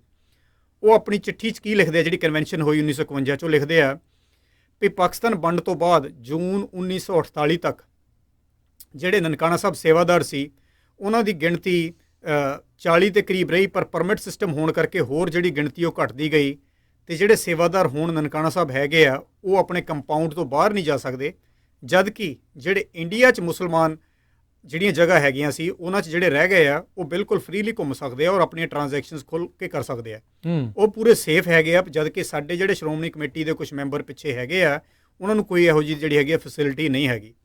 ਔਰ ਇਹਨਾਂ ਨੇ ਇਹ ਵੀ ਲਿਖਿਆ ਆਪਣੀ ਚਿੱਠੀ 'ਚ ਵੀ ਜਿਹੜੀ ਪੈਪਸੂ ਸਰਕਾਰ ਆ ਉਹਨੇ 8000 ਰੁਪਈਆ ਸਾਲਾਨਾ ਜਿਹੜੇ ਮੁਜਾਵਰ ਹੈਗੇ ਆ, ਅਟੈਂਡੈਂਟ ਹੈਗੇ ਆ ਰੋਜ਼ਾ ਸ਼ਰੀਫ ਦੇ, ਉਹਨਾਂ ਨੂੰ ਦਿੱਤਾ ਹੋਇਆ, ਅਤੇ ਅਬਾਊਟ 352 ਮੁਸਲਮਾਨ ਰਹਿ ਰਹੇ ਆ ਕਾਦੀਆਂ ਪਿੰਡ ਦੇ ਵਿੱਚ, ਜਿਨ੍ਹਾਂ ਨੂੰ ਕਿ ਪੂਰੀ ਫਰੀਡਮ ਮਿਲਦੀ ਹੈ ਇਹਨਾਂ ਜਿਹੜੀਆਂ ਇੰਡੀਆ 'ਚ ਜਿਹੜੀਆਂ ਮੁਸਲਮਾਨ ਜਗ੍ਹਾ ਜਿਹੜੀਆਂ ਰਹਿ ਗਈਆਂ। ਇਸ ਤੋਂ ਬਿਨਾਂ ਉਹ ਇਹ ਵੀ ਲਿਖਦੇ ਆਪਣੀ ਚਿੱਠੀ 'ਚ SGPC ਵੀ ਇੰਡੀਆ ਸਰਕਾਰ ਨੇ ਬਹੁਤ ਪੈਸੇ ਸਪੈਂਡ ਕੀਤੇ ਆ ਅਜਮੇਰ ਸ਼ਰੀਫ ਦੀ ਰੈਨੋਵੇਸ਼ਨ ਲਈ, ਫਿਰ ਸਾਡੀਆਂ ਕਿੰਨੀਆਂ ਰਿਕੁਐਸਟ ਦੇ ਬਾਵਜੂਦ ਵੀ ਸਾਡੇ ਜਿਹੜੇ ਗੁਰਦੁਆਰਾ ਸਾਹਿਬ ਨਨਕਾਣਾ ਸਾਹਿਬ ਔਰ ਜਿਹੜੇ ਹੋਰ ਗੁਰਦੁਆਰਿਆਂ ਦਾ ਨੁਕਸਾਨ ਹੋਇਆ ਸੀ ਉਹਨਾਂ ਦੇ ਜਿਹੜੀ ਹੈਗੀ ਆ ਕੋਈ ਕਿਸੇ ਤਰ੍ਹਾਂ ਦੀ ਸੇਵਾ ਸੰਭਾਲ ਦੇ ਬਾਰੇ ਸਾਨੂੰ ਕੋਈ ਮਦਦ ਨਹੀਂ ਮਿਲ ਸਕੀ। ਸੋ ਉਸ ਤੋਂ ਬਾਅਦ ਫਿਰ ਇੱਕ ਜਥਾ ਜਾਂਦਾ ਹੈ 1969 ਦੇ ਵਿੱਚ ਇੰਡੀਆ ਤੋਂ ਪਾਕਿਸਤਾਨ, ਕੁਝ ਲੋਕਾਂ ਦਾ ਜਿਹੜਾ ਸੀ ਉਹ ਸ਼ਰਧਾਲੂ ਜਿਹੜੇ ਵਿਜ਼ਿਟ ਕਰਨ ਜਾਂਦੇ ਨੇ। ਸੋ ਉਹ ਜਿਹੜਾ ਜਥਾ ਸੀ ਪਹਿਲੀ ਵਾਰੀ ਉਹਦੇ ਵਿੱਚੋਂ ਕੁਝ ਪਤਾ ਲੱਗਦਾ ਹੈ ਕਿ ਕੁਝ ਲੋਕ ਜਿਹੜੇ ਸੀ ਉਹ ਇਸ ਚੀਜ਼ ਦੀ ਆਵਾਜ਼ ਉਠਾਉਂਦੇ ਆ ਵੀ ਸਾਨੂੰ ਇਹ ਜਿਹੜੇ ਪਿੱਛੇ ਮੈਨੇਜਮੈਂਟ ਹੈਗੀ ਆ ਅਸੀਂ ਉਹਦੇ ਲਈ ਕੁਝ ਕਰਨਾ ਚਾਹੁੰਦੇ ਹਾਂ। ਔਰ ਉਹਨਾਂ ਦੇ ਵਿੱਚੋਂ ਕਿਹਾ ਜਾਂਦਾ ਹੈ ਕਿ ਮਤਲਬ ਇੱਕ ਗਿਆਨੀ ਪ੍ਰਤਾਪ ਸਿੰਘ ਜੀ ਸੀਗੇ ਜਿਹੜੇ ਕਿ ਪਿੱਛੇ ਰਹਿ ਗਏ ਉਸ ਜਥੇ ਦੇ ਵਿੱਚੋਂ, ਉਹ ਵਾਪਸ ਇੰਡੀਆ ਨਹੀਂ ਆਏ, ਠੀਕ ਹੈ, ਜਿਨ੍ਹਾਂ ਨੇ ਕਿ ਮੁੜ ਕੇ ਫਿਰ ਉੱਥੇ ਜਿਹੜੀ ਸੀ ਉਹ ਸੇਵਾ ਸੰਭਾਲ ਕੀਤੀ। ਅਤੇ 1970 ਦੇ ਵਿੱਚ ਰਾਜਕਰਮਵੀਰ ਸਿੰਘ ਜੀ, ਬੜੀ ਇੰਟਰਸਟਿੰਗ ਗੱਲ ਹੈ, 1970 ਦੇ ਵਿੱਚ 3 ਭਰਾ ਸੀਗੇ ਇਹ, ਈਸ਼ਰ ਸਿੰਘ, ਆਇਆ ਸਿੰਘ ਅਤੇ ਕਾਹਨ ਸਿੰਘ ਜੀ। ਇਹ ਆਏ ਉੱਧਰੋਂ ਆਪਣੀ ਜਿਹੜੀ ਹੁਣ ਨਾਰਥ ਵੈਸਟ ਪਾਕਿਸਤਾਨ ਹੈਗਾ, ਇਹ ਪਠਾਨ ਸਿੱਖ ਨੇ, ਪਸ਼ਤੂਨ ਸਿੱਖ ਨੇ। ਇਹਨਾਂ ਦਾ ਪਿੰਡ ਸੀਗਾ ਕੋਟ ਸੱਦਾ ਤਹਿਸੀਲ ਦੇ ਵਿੱਚ। ਉੱਥੋਂ ਇਹ ਜਦੋਂ ਉੱਥੇ ਤਾਲਿਬਾਨ ਦੀਆਂ ਐਕਟੀਵਿਟੀਜ਼ ਵਧਣ ਲੱਗੀਆਂ ਜਾਂ ਜਦੋਂ ਇੰਡੀਆ ਦੇ ਨਾਲ 1971 ਦੀ ਲੜਾਈ ਹੋਈ, ਉਸ ਲੜਾਈ ਦੇ ਵਿੱਚ ਇੱਕ ਫੋਟੋ ਬੜੀ ਮਸ਼ਹੂਰ ਹੋਈ ਕਿ ਇੰਡੀਅਨ ਆਰਮੀ ਜਨਰਲ ਸਰਦਾਰ ਜਿਹੜਾ ਸੀ ਉਹ ਪਾਕਿਸਤਾਨ ਦੇ ਫੌਜੀਆਂ ਕੋਲੋਂ ਸਰੈਂਡਰ ਕਰਵਾ ਰਿਹਾ। ਉਹ ਜਿਹੜੇ ਫੌਜੀ ਜ਼ਿਆਦਾਤਰ ਪਠਾਨ ਸੀਗੇ, ਸੋ ਇਹਦਾ ਰਿਐਕਸ਼ਨ ਉਸ ਇਲਾਕੇ 'ਚ ਹੋਇਆ ਜਿਹੜੇ ਸਿੱਖਾਂ ਨੂੰ ਤੰਗ ਕੀਤਾ ਜਾਣ ਲੱਗਾ। ਉਸ ਤੋਂ ਬਾਅਦ ਫਿਰ ਉਹ ਲੋਕੀ ਸੀ ਜਿਹੜੇ ਉੱਥੋਂ ਉੱਠਣੇ ਸ਼ੁਰੂ ਹੋਏ। ਅਦਰਵਾਈਜ਼ 47 'ਚ ਇਹ ਪਸ਼ਤੂਨ ਸਿੱਖ ਸੀ, ਇਹਨਾਂ ਦਾ ਕੋਈ ਨੁਕਸਾਨ ਨਹੀਂ ਸੀ ਹੋਇਆ। ਇਹ 1900 ਠੀਕ ਸੀਗੇ, ਇਹ ਠੀਕ ਸੀਗੇ। ਇਹ ਅਬਾਊਟ 22-23 ਸਾਲ 70-71 ਤੱਕ ਉੱਥੇ ਇਹ ਆਰਾਮ ਦੇ ਨਾਲ ਰਹੇ ਆ। ਪਸ਼ਤੋ ਬੋਲਦੇ ਆ, ਇਹਨਾਂ ਦੀ ਲੈਂਗੁਏਜ ਵੀ ਪਸ਼ਤੋ ਹੈਗੀ ਆ। ਸੋ ਇਹਨਾਂ 'ਚੋਂ ਸਭ ਤੋਂ ਪਹਿਲਾਂ ਜਿਹੜੇ 3 ਭਰਾ ਸੀ ਇਹ ਈਸ਼ਰ ਸਿੰਘ, ਆਇਆ ਸਿੰਘ ਅਤੇ ਕਾਹਨ ਸਿੰਘ ਮੂਵ ਹੋਏ। ਥੋੜ੍ਹੀ ਦੇਰ ਬਾਅਦ ਨੇੜੇ ਹੀ ਇੱਥੇ ਪਿੰਡ ਹੋਰ ਸੀਗਾ ਸੱਦਾ ਤਹਿਸੀਲ ਦੇ ਵਿੱਚ ਛੱਪੜ, ਉੱਥੋਂ ਰਵੇਲ ਸਿੰਘ ਅਤੇ ਹੁਕਮ ਸਿੰਘ ਮੂਵ ਹੋਏ। ਇੱਦਾਂ ਫਿਰ ਹੌਲੀ ਹੌਲੀ ਜਿਹੜੀਆਂ ਹੋਰ ਸਿੱਖ ਫੈਮਿਲੀ ਸੀਗੀਆਂ, ਇਹ ਖੈਬਰ ਪਖਤੂਨਵਾ ਇਲਾਕਾ ਜਿਹੜਾ ਹੈਗਾ ਹੁਣ ਪਾਕਿਸਤਾਨ ਦਾ, ਅਫਗਾਨਿਸਤਾਨ ਦੇ ਬਾਰਡਰ 'ਤੇ, ਉੱਥੋਂ ਮੂਵ ਹੋ ਕੇ ਨਨਕਾਣਾ ਸਾਹਿਬ ਮੂਵ ਹੋਣੀ ਸ਼ੁਰੂ ਹੋਈਆਂ ਅਤੇ ਇਹਨਾਂ ਨੇ ਗੁਰਦੁਆਰਾ ਸਾਹਿਬ ਦੀ ਜਿਹੜੀ ਹੀ ਸੇਵਾ ਸੰਭਾਲ ਆਪਣੇ ਜਿੰਮੇ ਲੈ ਲਈ। ਅਤੇ ਹੁਣ ਵੀ ਆਪਾਂ ਜਦੋਂ ਪਾਕਿਸਤਾਨ ਜਾਂਦੇ ਹਾਂ, ਲੋਕ ਜਦੋਂ ਵਿਜ਼ਿਟ ਕਰਨ ਜਾਂਦੇ ਆ, ਜਾਂ ਤਾਂ ਇਹ ਪਸ਼ਤੂਨ ਸਿੱਖ ਹੁੰਦੇ ਨੇ ਜਿਹੜੇ ਕਿ ਅੰਮ੍ਰਿਤਧਾਰੀ ਪੂਰੀ ਗੁਰਸਿੱਖ ਮਰਿਆਦਾ ਦੇ ਨਾਲ ਰਹਿੰਦੇ ਨੇ, ਜਾਂ ਕਈ ਵਾਰੀ ਫਿਰ ਸਿੰਧੀ ਸਿੱਖ ਹੁੰਦੇ ਨੇ ਜਿਹੜੇ ਕਿ ਨਾਨਕ ਪੰਥੀ ਨੇ, ਉਹਨਾਂ ਨੇ ਵਾਲ 'ਤੇ ਨਹੀਂ ਰੱਖੇ ਹੋਏ, ਪਰ ਉਹ ਵੀ ਗੁਰੂ ਨਾਨਕ ਦੇਵ ਜੀ ਪਾਤਸ਼ਾਹ ਸ਼੍ਰੀ ਗੁਰੂ ਗ੍ਰੰਥ ਸਾਹਿਬ 'ਚ ਪੂਰਾ ਜਿਹੜਾ ਹੈਗੀ ਉਹ ਆਪਣੀ ਸ਼ਰਧਾ ਰੱਖਦੇ ਨੇ ਜੀ। ਜਿੱਦਾਂ ਤੁਸੀਂ ਦੱਸਿਆ ਵੀ 69-70 ਦੇ ਵਿੱਚ ਜਾ ਕੇ ਜਿਹੜਾ ਉਹ ਆ ਕੇ ਕੀਤਾ, ਉਨੀ ਦੇਰ ਤੱਕ ਕੌਣ ਸੇਵਾ ਸੰਭਾਲ ਕਰ ਰਿਹਾ ਸੀ ਉੱਥੇ? ਕੋਈ ਇਹੋ ਜਿਹੀ ਕੋਈ ਪੱਕੀ ਸੇਵਾ ਸੰਭਾਲਦੇ ਨਹੀਂ ਮਿਲਦੇ। ਇੱਕ ਨੇਮ ਹੋਰ ਹੈ ਜਿਹੜਾ ਹੁਣ ਮੈਨੂੰ ਭੁੱਲ ਰਿਹਾ ਹੈ, ਉਹਨਾਂ ਦਾ ਨਾਮ ਮਾਸਟਰ ਜੀ ਕਰਕੇ ਸੀ ਕੁਛ, ਉਹ ਇੱਕ ਫੈਮਿਲੀ ਸੀਗੀ ਸ਼ਾਇਦ, ਪਰ ਅਦਰਵਾਈਜ਼ ਕੋਈ ਸੇਵਾ ਸੰਭਾਲ ਉੱਥੇ ਨਹੀਂ ਸੀ ਖਾਸ, ਜਿਹੜੀ ਕਿਤਾਬਾਂ 'ਚ ਨਹੀਂ ਪਤਾ ਲੱਗਦੀ। 15-20 ਸਾਲ ਤੱਕ ਕੋਈ ਜਿਹੜੀ ਡਿਟੇਲ ਹੈ ਉਹ ਨਹੀਂ ਹੈਗੀ। ਸੋ 15 ਸਾਲ ਤੱਕ ਕੋਈ ਇੱਧਰੋਂ ਉੱਧਰ ਵੀ ਨਹੀਂ ਸੀ ਜਾ ਸਕਦਾ? ਬਹੁਤ ਘੱਟ ਲੋਕੀ ਗਏ ਆ, ਇੱਧਰ ਉੱਧਰ ਗਏ ਆ, ਪਰ ਕੋਈ ਡਾਕੂਮੈਂਟੇਸ਼ਨ ਜਿਹੜੀ ਹੈਗੀ ਉਹਦੀ ਮਿਲਦੀ ਨਹੀਂ। ਸੋ ਕਿਹਾ ਨਹੀਂ ਜਾ ਸਕਦਾ ਵੀ ਉਹਨਾਂ ਸਮਿਆਂ ਦੇ ਵਿੱਚ ਉੱਥੇ ਜਿਹੜਾ ਆ ਕੀ ਕੁਛ ਹੋਇਆ ਹੋਵੇ। ਜਿੱਦਾਂ ਜਿਹੜੀ ਆਜ਼ਾਦੀ ਜਿਹੜੀ ਆ ਉਹ ਫੈਲਣ ਤੋਂ ਪਹਿਲਾਂ ਕਈ ਕੁਛ ਭੰਬਲ ਭੂਸੇ ਸੀਗੇ, ਉਸ ਤੋਂ ਬਾਅਦ ਦੇ ਵਿੱਚ ਵੀ ਕਈ ਚਿਰ ਜਿਹੜਾ ਹੋ ਰਿਹਾ। ਹੁਣ ਤੁਸੀਂ ਪਸ਼ਤੂਨ ਸਿੱਖਾਂ ਦੀ ਜਿਹੜੀ ਇਹ ਗੱਲ ਕੀਤੀ ਆ, ਅੱਜ ਦੇ ਹਾਲਾਤ ਕਿੱਦਾਂ ਦੇ ਨੇ ਉੱਥੇ ਜਦੋਂ ਹੁਣ ਤੁਸੀਂ ਰੀਸੈਂਟ ਜਾ ਕੇ ਆਏ ਆ? ਪਸ਼ਤੂਨ ਸਿੱਖ ਬਹੁਤ ਹੀ ਕਹਿ ਲਓ ਭਈ ਡਿਵੋਟਡ ਸਿੱਖ ਨੇ। ਪਹਿਲੀ ਗੱਲ ਤਾਂ ਇਹ ਹੈ ਵੀ ਉਹਨਾਂ ਦੇ ਪਰਿਵਾਰਾਂ ਦੇ ਨਾਲ ਵੀ ਮੈਂ ਰਹਿਣਾ, ਬਹੁਤ ਮਜ਼ਾ ਆਉਂਦਾ ਉਹਨਾਂ ਬੱਚਿਆਂ ਦੇ ਨਾਲ ਗੱਲਬਾਤ ਕਰਕੇ ਵੀ ਉਹ ਸਿੱਖੀ ਦੇ ਵਿੱਚ ਪੂਰੀ ਤਰ੍ਹਾਂ ਕਹਿ ਲਓ ਪਈ ਰਹਿਤ ਮਰਿਆਦਾ ਨੂੰ ਮੰਨਦੇ ਨੇ। ਸੋ ਕਈ ਵਾਰੀ ਤਾਂ ਮੇਰੇ ਵਰਗੇ ਨੂੰ ਆਪਣੇ ਆਪ ਨੂੰ ਜਾ ਕੇ ਸ਼ਰਮ ਆਉਂਦੀ ਹੈ। ਅਸੀਂ ਕਦੀ ਜਦੋਂ ਵਾਲ ਮੇਰੇ ਵਰਗਾ ਬੰਦਾ ਕਦੀ ਪਗੜੀ ਬੰਨ੍ਹ ਲੈਂਦਾ, ਕਦੀ ਲਾ ਲੈਂਦਾ, ਕਦੀ ਰੱਖ ਲੈਂਦਾ। ਉਹ ਲੋਕ ਜਿਹੜੇ ਨੇ ਉਹ ਪਹਿਲੇ ਦਿਨ ਤੋਂ ਹੀ ਮਤਲਬ ਜਿਹੜਾ ਹੈਗਾ ਉਹ ਆਪਣੇ ਸਿੱਖੀ ਰਹਿਤ ਮਰਿਆਦਾ ਨੂੰ ਪੂਰਾ ਫੋਲੋ ਕਰਦੇ ਆ। ਪਰ ਤਰਾਸਦੀ ਇਹ ਹੈ ਵੀ ਉਹਨਾਂ ਦੀ ਮੈਂ ਫੀਲ ਕਰਦਾ ਵੀ ਸਿੱਖ ਸਮਾਜ ਜਿੰਨਾ ਵੀ ਹੈਗਾ, ਭਾਵੇਂ ਇੰਡੀਆ 'ਚ ਭਾਵੇਂ ਵਿਦੇਸ਼ 'ਚ, ਕਿਸੇ ਨੇ ਉਹਨਾਂ ਦੀ ਸਾਰ ਨਹੀਂ ਲਈ। ਉਹ ਕਾਫੀ ਗਰੀਬੀ ਦੀ ਹਾਲਤ 'ਚ ਨੇ। ਜਿਹੜੀਆਂ 90% ਲੜਕੀਆਂ ਨੇ ਉਹਨਾਂ ਦੀਆਂ, ਮੇਰੀ ਰਿਸਰਚ ਦੇ ਮੁਤਾਬਕ, ਉਹ ਮਸੀਂ 10ਵੀਂ ਤੱਕ ਪੜ੍ਹਦੀਆਂ ਨੇ ਜਿਹੜੇ ਨਨਕਾਣਾ ਸਾਹਿਬ ਰਹਿੰਦੇ ਆ, ਅਤੇ ਜਿਹੜੇ ਪਿਸ਼ਾਵਰ ਵੱਲ ਰਹਿੰਦੇ ਆ ਉਹ ਤਾਂ ਮਸੀਂ ਜਿਹੜੀਆਂ ਹੈਗੀਆਂ 6ਵੀਂ ਤੱਕ ਪੜ੍ਹਦੀਆਂ ਨੇ। ਹੁਣ ਤੁਸੀਂ ਆਪ ਲਾ ਲਓ ਹਿਸਾਬ ਵੀ ਜਿਹੜੀਆਂ ਲੜਕੀਆਂ ਸਿੱਖ ਕੁੜੀਆਂ ਜਿਹੜੀਆਂ 6ਵੀਂ ਤੱਕ ਜਾਂ 10ਵੀਂ ਤੱਕ ਹੀ ਪੜ੍ਹਦੀਆਂ ਨੇ, ਹਾਇਰ ਸਟੱਡੀ ਨਹੀਂ ਕਰਦੀਆਂ, ਉਹਨਾਂ ਦਾ ਕਿੱਦਾਂ ਕੀ ਸਟੇਟਸ ਹੁੰਦਾ ਹੋਊਗਾ। ਜ਼ਿਆਦਾਤਰ ਉਹ ਛੋਟੇ ਦੁਕਾਨਦਾਰ ਨੇ, ਕੁਛ ਕੋਸਮੈਟਿਕਸ ਦੀਆਂ ਇੱਦਾਂ ਦੀਆਂ ਦੁਕਾਨਾਂ ਕਰਦੇ ਆ, ਕੁਛ ਹਕੀਮ ਦੀ ਦੁਕਾਨ ਕਰਦੇ ਆ। 2-3 ਫੈਮਲੀਜ਼ ਹੈਗੀਆਂ ਜਿਨ੍ਹਾਂ ਦੇ ਵਿੱਚੋਂ ਇੱਕ ਬ੍ਰਦਰ ਡਾਕਟਰ ਹੈ, ਇੱਕ ਪ੍ਰੋਫੈਸਰ ਹੈ, ਇੱਕ ਫੌਜੀ ਕਰਨਲ ਹੈ, ਪਰ ਉਹ ਕੁਛ ਫੈਮਲੀਜ਼ ਹੀ ਹੈਗੀਆਂ।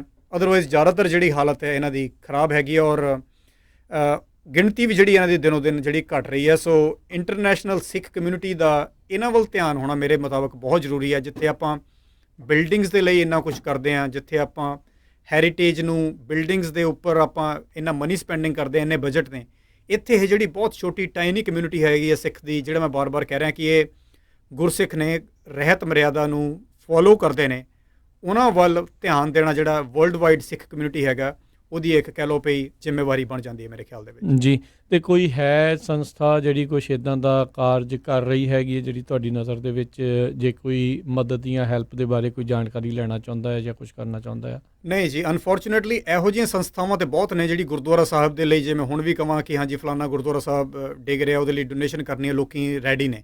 ਪਰ ਜਦੋਂ ਕਿਸੇ ਇਨਸਾਨ ਦੀ ਹੈਲਪ ਕਰਨ ਦੇ ਲਈ ਜਾਂ ਲੜਕੀਆਂ ਦੇ ਕਾਲਜ ਦੇ ਲਈ ਬਹੁਤ ਵਾਰੀ ਅਸੀਂ ਕੋਸ਼ਿਸ਼ਾਂ ਕਰ ਚੁੱਕੇ ਹਾਂ, ਪਰ ਫਿਲਹਾਲ ਕੋਈ ਵੀ ਸੰਸਥਾ ਜਿਹੜੀ ਹੈਗੀ ਆ ਉਹਨੇ ਕੋਈ ਕੰਕਰੀਟ ਜਿਹੜਾ ਹੈਗਾ ਕਦਮ ਨਹੀਂ ਉਠਾਇਆ। ਔਰ ਮੇਰੀ ਤੁਹਾਡੇ ਪ੍ਰੋਗਰਾਮ ਦੇ ਜ਼ਰੀਏ ਵੀ ਇਹ ਅਪੀਲ ਹੈ ਵੀ ਜੇ ਕੋਈ ਸੁਣਦਾ ਹੋਵੇ ਤਾਂ ਜਦੋਂ ਵੀ ਪਾਕਿਸਤਾਨ ਜਾਓ, ਉਹਨਾਂ ਲੋਕਾਂ ਦੇ ਨਾਲ ਟਾਈਮ ਜ਼ਰੂਰ ਸਪੈਂਡ ਕਰੋ ਜਿਹੜੇ ਉੱਥੇ ਸਿੱਖ ਲੋਕ ਰਹਿੰਦੇ ਨੇ।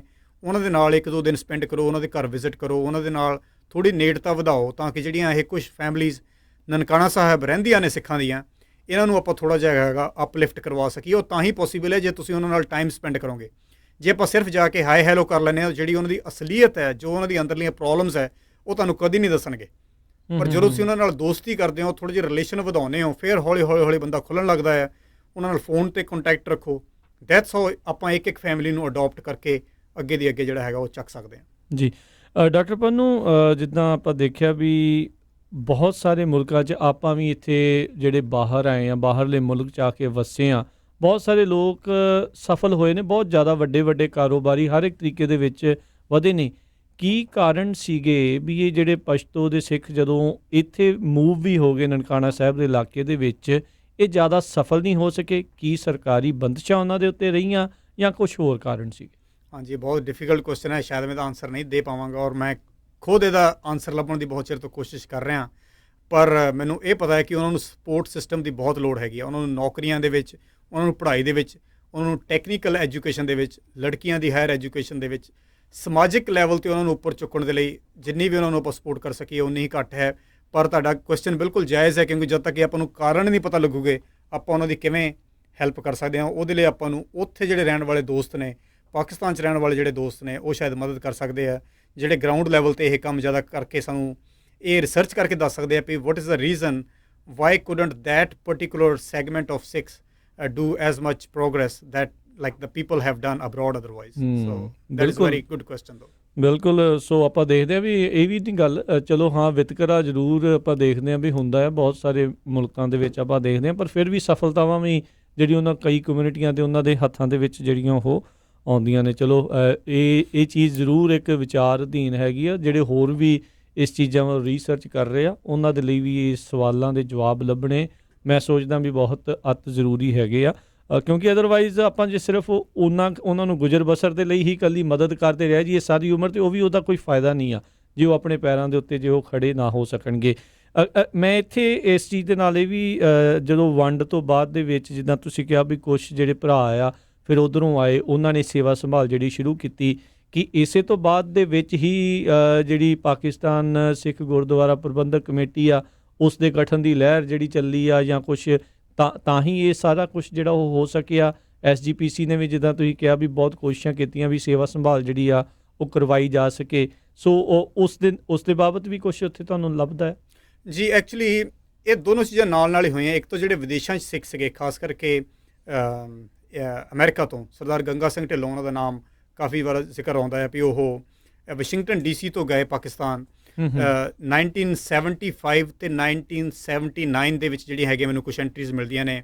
ਇੰਟਰਨੈਸ਼ਨਲ ਸਿੱਖ ਡੈਲੀਗੇਟਸ ਜਿਹੜੇ ਪਾਕਿਸਤਾਨ ਜਾਂਦੇ ਆ ਅਤੇ ਉਹਨਾਂ ਦਾ ਆਬਜੈਕਟਿਵ ਹੈ ਕਿ ਉੱਥੇ ਦੇ ਜਿਹੜੇ ਸਿੱਖ ਸ਼ਰਾਈਨ ਹੈ ਇਹਨਾਂ ਦੇ ਲਈ ਵੀਜ਼ਾ ਇੰਟਰਨੈਸ਼ਨਲ ਸਿੱਖ ਟੂਰਿਸਟ ਨੂੰ ਮਿਲੇ। ਅਤੇ ਇਹ ਸਭ ਕੋਸ਼ਿਸ਼ਾਂ ਤੋਂ ਬਾਅਦ 1999 ਦੇ ਵਿੱਚ 1999 ਦੇ ਵਿੱਚ ਪਾਕਿਸਤਾਨ ਸਿੱਖ ਗੁਰਦੁਆਰਾ ਪ੍ਰਬੰਧਕ ਕਮੇਟੀ ਜਿਹੜੀ ਉਹਦਾ ਗਠਨ ਹੁੰਦਾ ਆ ਅਤੇ ਜਿਹੜਾ ਕਿ ਗੌਰਮੈਂਟ ਆਫ ਪਾਕਿਸਤਾਨ ਜਿਹੜੀ ਉਹਨੂੰ ਗ੍ਰਾਂਟ ਕਰਦੀ ਹੈ, ਜਿਸ ਤੋਂ ਬਾਅਦ ਕਿ ਜਿਹੜੇ ਵੀਜ਼ੇ ਨੇ ਉਹ ਥੋੜ੍ਹਾ ਫਰੀਕੁਐਂਟਲੀ ਮਿਲਣਾ ਸ਼ੁਰੂ ਹੁੰਦੇ ਆ ਤਾਂ ਕਿ ਜਿਹੜੇ ਬਾਹਰਲੇ ਸਿੱਖ ਨੇ ਉਹ ਜਾ ਕੇ ਵਿਜ਼ਿਟ ਕਰ ਸਕਣ। ਸੋ ਉੱਥੇ ਲੋਕਲ ਤਾਂ ਹੋ ਗਿਆ, ਗੁਰਦੁਆਰਾ ਸਾਹਿਬ ਦੇ ਸੰਭਾਲਣ ਦੇ ਲਈ ਪਸ਼ਤੂਨ ਸਿੱਖਾਂ ਨੂੰ ਆਪਾਂ ਕ੍ਰੈਡਿਟ ਦੇ ਸਕਦੇ ਹਾਂ, ਪਰ ਜਿਹੜੇ ਇਹ ਵਿਜ਼ਿਟੇਸ਼ਨ ਹੈਗੀ ਆ ਇਹਦੇ ਵਿੱਚ ਵਿਦੇਸ਼ੀ ਸਿੱਖਾਂ ਦਾ ਜਿਹੜਾ ਬਹੁਤ ਜ਼ਿਆਦਾ ਰੋਲ ਹੈਗਾ, ਜਿਨ੍ਹਾਂ ਨੇ ਪਾਕਿਸਤਾਨ ਜਾ ਕੇ ਉੱਥੇ ਦੀ ਸਰਕਾਰ ਦੇ ਨਾਲ ਫਰੈਂਡਲੀ ਤਾਲੁਕਾਤ ਕਾਇਮ ਕੀਤੇ ਔਰ ਆਪਣੀ ਜਿਹੜੀਆਂ ਮੰਗਾਂ ਦੱਸੀਆਂ ਔਰ ਈਵਨ ਫਾਈਨੈਂਸ਼ਲੀ ਵੀ ਇਹਨਾਂ ਨੇ ਕਈ ਗੁਰਦੁਆਰਾ ਸਾਹਿਬ ਨੂੰ ਜਿਹੜੀਆਂ ਡੋਨੇਸ਼ਨਸ ਦਿੱਤੀਆਂ ਤਾਂ ਕਿ ਉਹਨਾਂ ਨੂੰ ਜਦੋਂ ਲੋਕੀ ਆਉਣਾ ਸ਼ੁਰੂ ਹੋਣ ਥੋੜ੍ਹਾ ਜਿਹਾ ਕਹਿ ਲਓ ਵੀ ਪ੍ਰੈਜ਼ੈਂਟੇਬਲ ਫਾਰਮ ਜਿਹੜੀ ਹੈਗੀ ਗੁਰਦੁਆਰਾ ਸਾਹਿਬ ਨੂੰ ਦਿੱਤੀ ਜਾ ਸਕੇ। ਜੀ ਬਿਲਕੁਲ।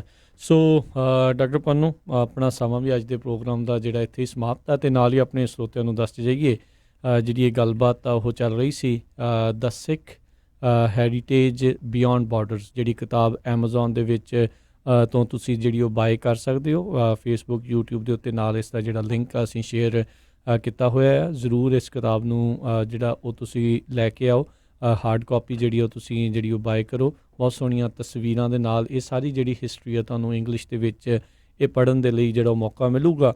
ਇਹ ਖਾਸ ਕਰਕੇ ਉਹਨਾਂ ਪੇਰੈਂਟਸ ਦੇ ਲਈ ਵੀ ਗੁੱਡ ਹੈਗੀ ਹੈ ਜਿਨ੍ਹਾਂ ਦੇ ਬੱਚੇ ਜਿਹੜੇ ਕਹਿ ਲਓ ਵੀ ਪੰਜਾਬੀ ਪੜ੍ਹਨ ਤੋਂ ਹਿਚਕਿਚਾਉਂਦੇ ਨਹੀਂ ਆ, ਉਹਨਾਂ ਨੂੰ ਚੰਗੀ ਤਰ੍ਹਾਂ ਨਹੀਂ ਆਉਂਦੀ, ਉਹ ਇੰਗਲਿਸ਼ ਦੇ ਵਿੱਚ ਇਸ ਨੂੰ ਜਿਹੜਾ ਪੜ੍ਹ ਸਕਦੇ ਨੇ।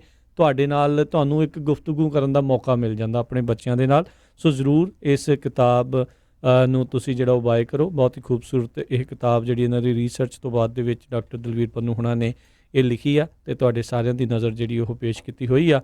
ਸੋ ਇੱਥੇ ਹੀ ਜਿਹੜਾ ਆਪਣਾ ਅੱਜ ਦਾ ਇਹ ਜਿਹੜਾ ਪਹਿਲਾ ਚੈਪਟਰ ਸੀਗਾ ਉਹ ਆਪਾਂ ਇੱਥੇ ਸਮਾਪਤ ਜਿਹੜਾ ਹੁੰਦਾ ਆ। ਸੋ ਅਗਲਾ ਚੈਪਟਰ ਕਿਹੜਾ ਹੋਊਗਾ ਇਹ ਡਾਕਟਰ ਪੰਨੂ ਥੋੜ੍ਹਾ ਜਿਹਾ ਜੇ ਤੁਸੀਂ ਸਾਨੂੰ ਦੱਸ ਦਿਓ।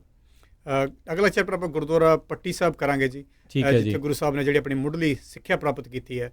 ਸੋ ਅਗਲੀ ਵਾਰੀ we will go to Gurdwara Patti Sahib, ਜਾਂ ਉਸ ਤੋਂ ਪਹਿਲਾਂ ਗੁਰਦੁਆਰਾ ਬਾਲ ਲੀਲਾ ਸਾਹਿਬ ਵੀ ਹੈ। Actually let's do Gurdwara Bal Leela ਸਾਹਿਬ, ਕਿਉਂਕਿ ਉੱਥੇ ਗੁਰੂ ਸਾਹਿਬ ਨੇ ਬਚਪਨ ਬਿਤਾਇਆ ਸੀ। ਇਹ ਦੋਨੋਂ ਗੁਰਦੁਆਰਾ ਸਾਹਿਬ ਗੁਰੂ ਸਾਹਿਬ ਦੇ ਬਚਪਨ ਦੇ ਨਾਲ ਹੀ ਰਿਲੇਟਡ ਨੇ, ਗੁਰਦੁਆਰਾ ਬਾਲ ਲੀਲਾ ਸਾਹਿਬ ਅਤੇ ਗੁਰਦੁਆਰਾ ਪੱਟੀ ਸਾਹਿਬ। ਇਹਨਾਂ ਦੋਨਾਂ ਵਿੱਚੋਂ ਆਪਾਂ I think will do Gurdwara Bal Leela Sahib next time. ਠੀਕ ਹੈ ਜੀ। ਸੋ ਆਪਾਂ ਅਗਲੀ ਵਾਰੀ ਜਿਹੜੇ ਉਸ ਦੇ ਨਾਲ ਉਸ ਗੁਰਦੁਆਰਾ ਸਾਹਿਬ ਅਤੇ ਉਸ ਦੇ ਨਾਲ ਜੁੜਿਆ ਹੋਇਆ ਇਤਿਹਾਸ ਆ ਉਸ ਨੂੰ ਫਰੋਲਣ ਦੀ ਜਿਹੜੀ ਉਹ ਕੋਸ਼ਿਸ਼ ਕਰਾਂਗੇ। ਤੁਹਾਡੇ ਵੱਲੋਂ ਮਿਲ ਰਹੇ ਸਾਰੇ ਸਹਿਯੋਗ ਦਾ ਅਸੀਂ ਸਾਰਿਆਂ ਦਾ ਬਹੁਤ ਬਹੁਤ ਧੰਨਵਾਦ। ਅਤੇ ਡਾਕਟਰ ਪੰਨੂ ਬਹੁਤ ਬਹੁਤ ਮਿਹਰਬਾਨੀ, ਧੰਨਵਾਦ। ਅਗਲੀ ਵਾਰ ਤੱਕ ਲਈ ਸਤਿ ਸ਼੍ਰੀ ਅਕਾਲ। ਖਾਲਸਾ ਵਾਹਿਗੁਰੂ ਜੀ ਕੀ ਫਤਿਹ। ਅਤੇ ਸਰੋਤਿਓ, ਇੱਥੇ ਹੀ ਸਾਡਾ ਅੱਜ ਦਾ ਇਹ ਪ੍ਰੋਗਰਾਮ ਸਮਾਪਤ ਹੈ। ਕਿਤਾਬ ਦਾ ਨਾਮ ਇੱਕ ਵਾਰੀ ਫਿਰ ਦੱਸਦਾ ਜਾਵਾਂ, ਦ ਸਿੱਖ ਹੈਰੀਟੇਜ ਬਿਯੋਂਡ ਬਾਰਡਰਸ। ਇਹ ਤੁਸੀਂ ਐਮਾਜ਼ੋਨ ਦੇ ਉੱਤੇ ਜਾ ਕੇ ਇੱਦਾਂ ਸਰਚ ਕਰ ਸਕਦੇ ਹੋ ਜਾਂ ਡਾਕਟਰ ਦਲਵੀਰ ਪੰਨੂ ਕਰਕੇ ਤੁਸੀਂ ਉੱਥੇ ਸਰਚ ਕਰ ਸਕਦੇ ਹੋ ਅਤੇ ਇਸ ਕਿਤਾਬ ਨੂੰ ਜਿਹੜਾ ਤੁਸੀਂ ਬਾਏ ਕਰ ਸਕਦੇ ਹੋ। ਅਤੇ ਹੁਣ ਮੈਨੂੰ ਰਾਜਕਨਵੀਰ ਸਿੰਘ ਨੂੰ ਇਜਾਜ਼ਤ ਦਿਓ। ਮੇਰੇ ਵੱਲੋਂ ਵੀ ਤੁਹਾਨੂੰ ਸਾਰਿਆਂ ਨੂੰ ਪਿਆਰ ਸਤਿਕਾਰ ਸਨੇਹ ਜਿਹੀ ਸਤਿ ਸ਼੍ਰੀ ਅਕਾਲ। ਯੂਨੀਵਰਸਿਟੀ ਰਹੋ, ਹੱਸਦੇ ਖੇਡਦੇ ਰਹੋ, ਸੁਣਦੇ ਰਹੋ ਪੰਜਾਬੀ ਰੇਡੀਓ USA।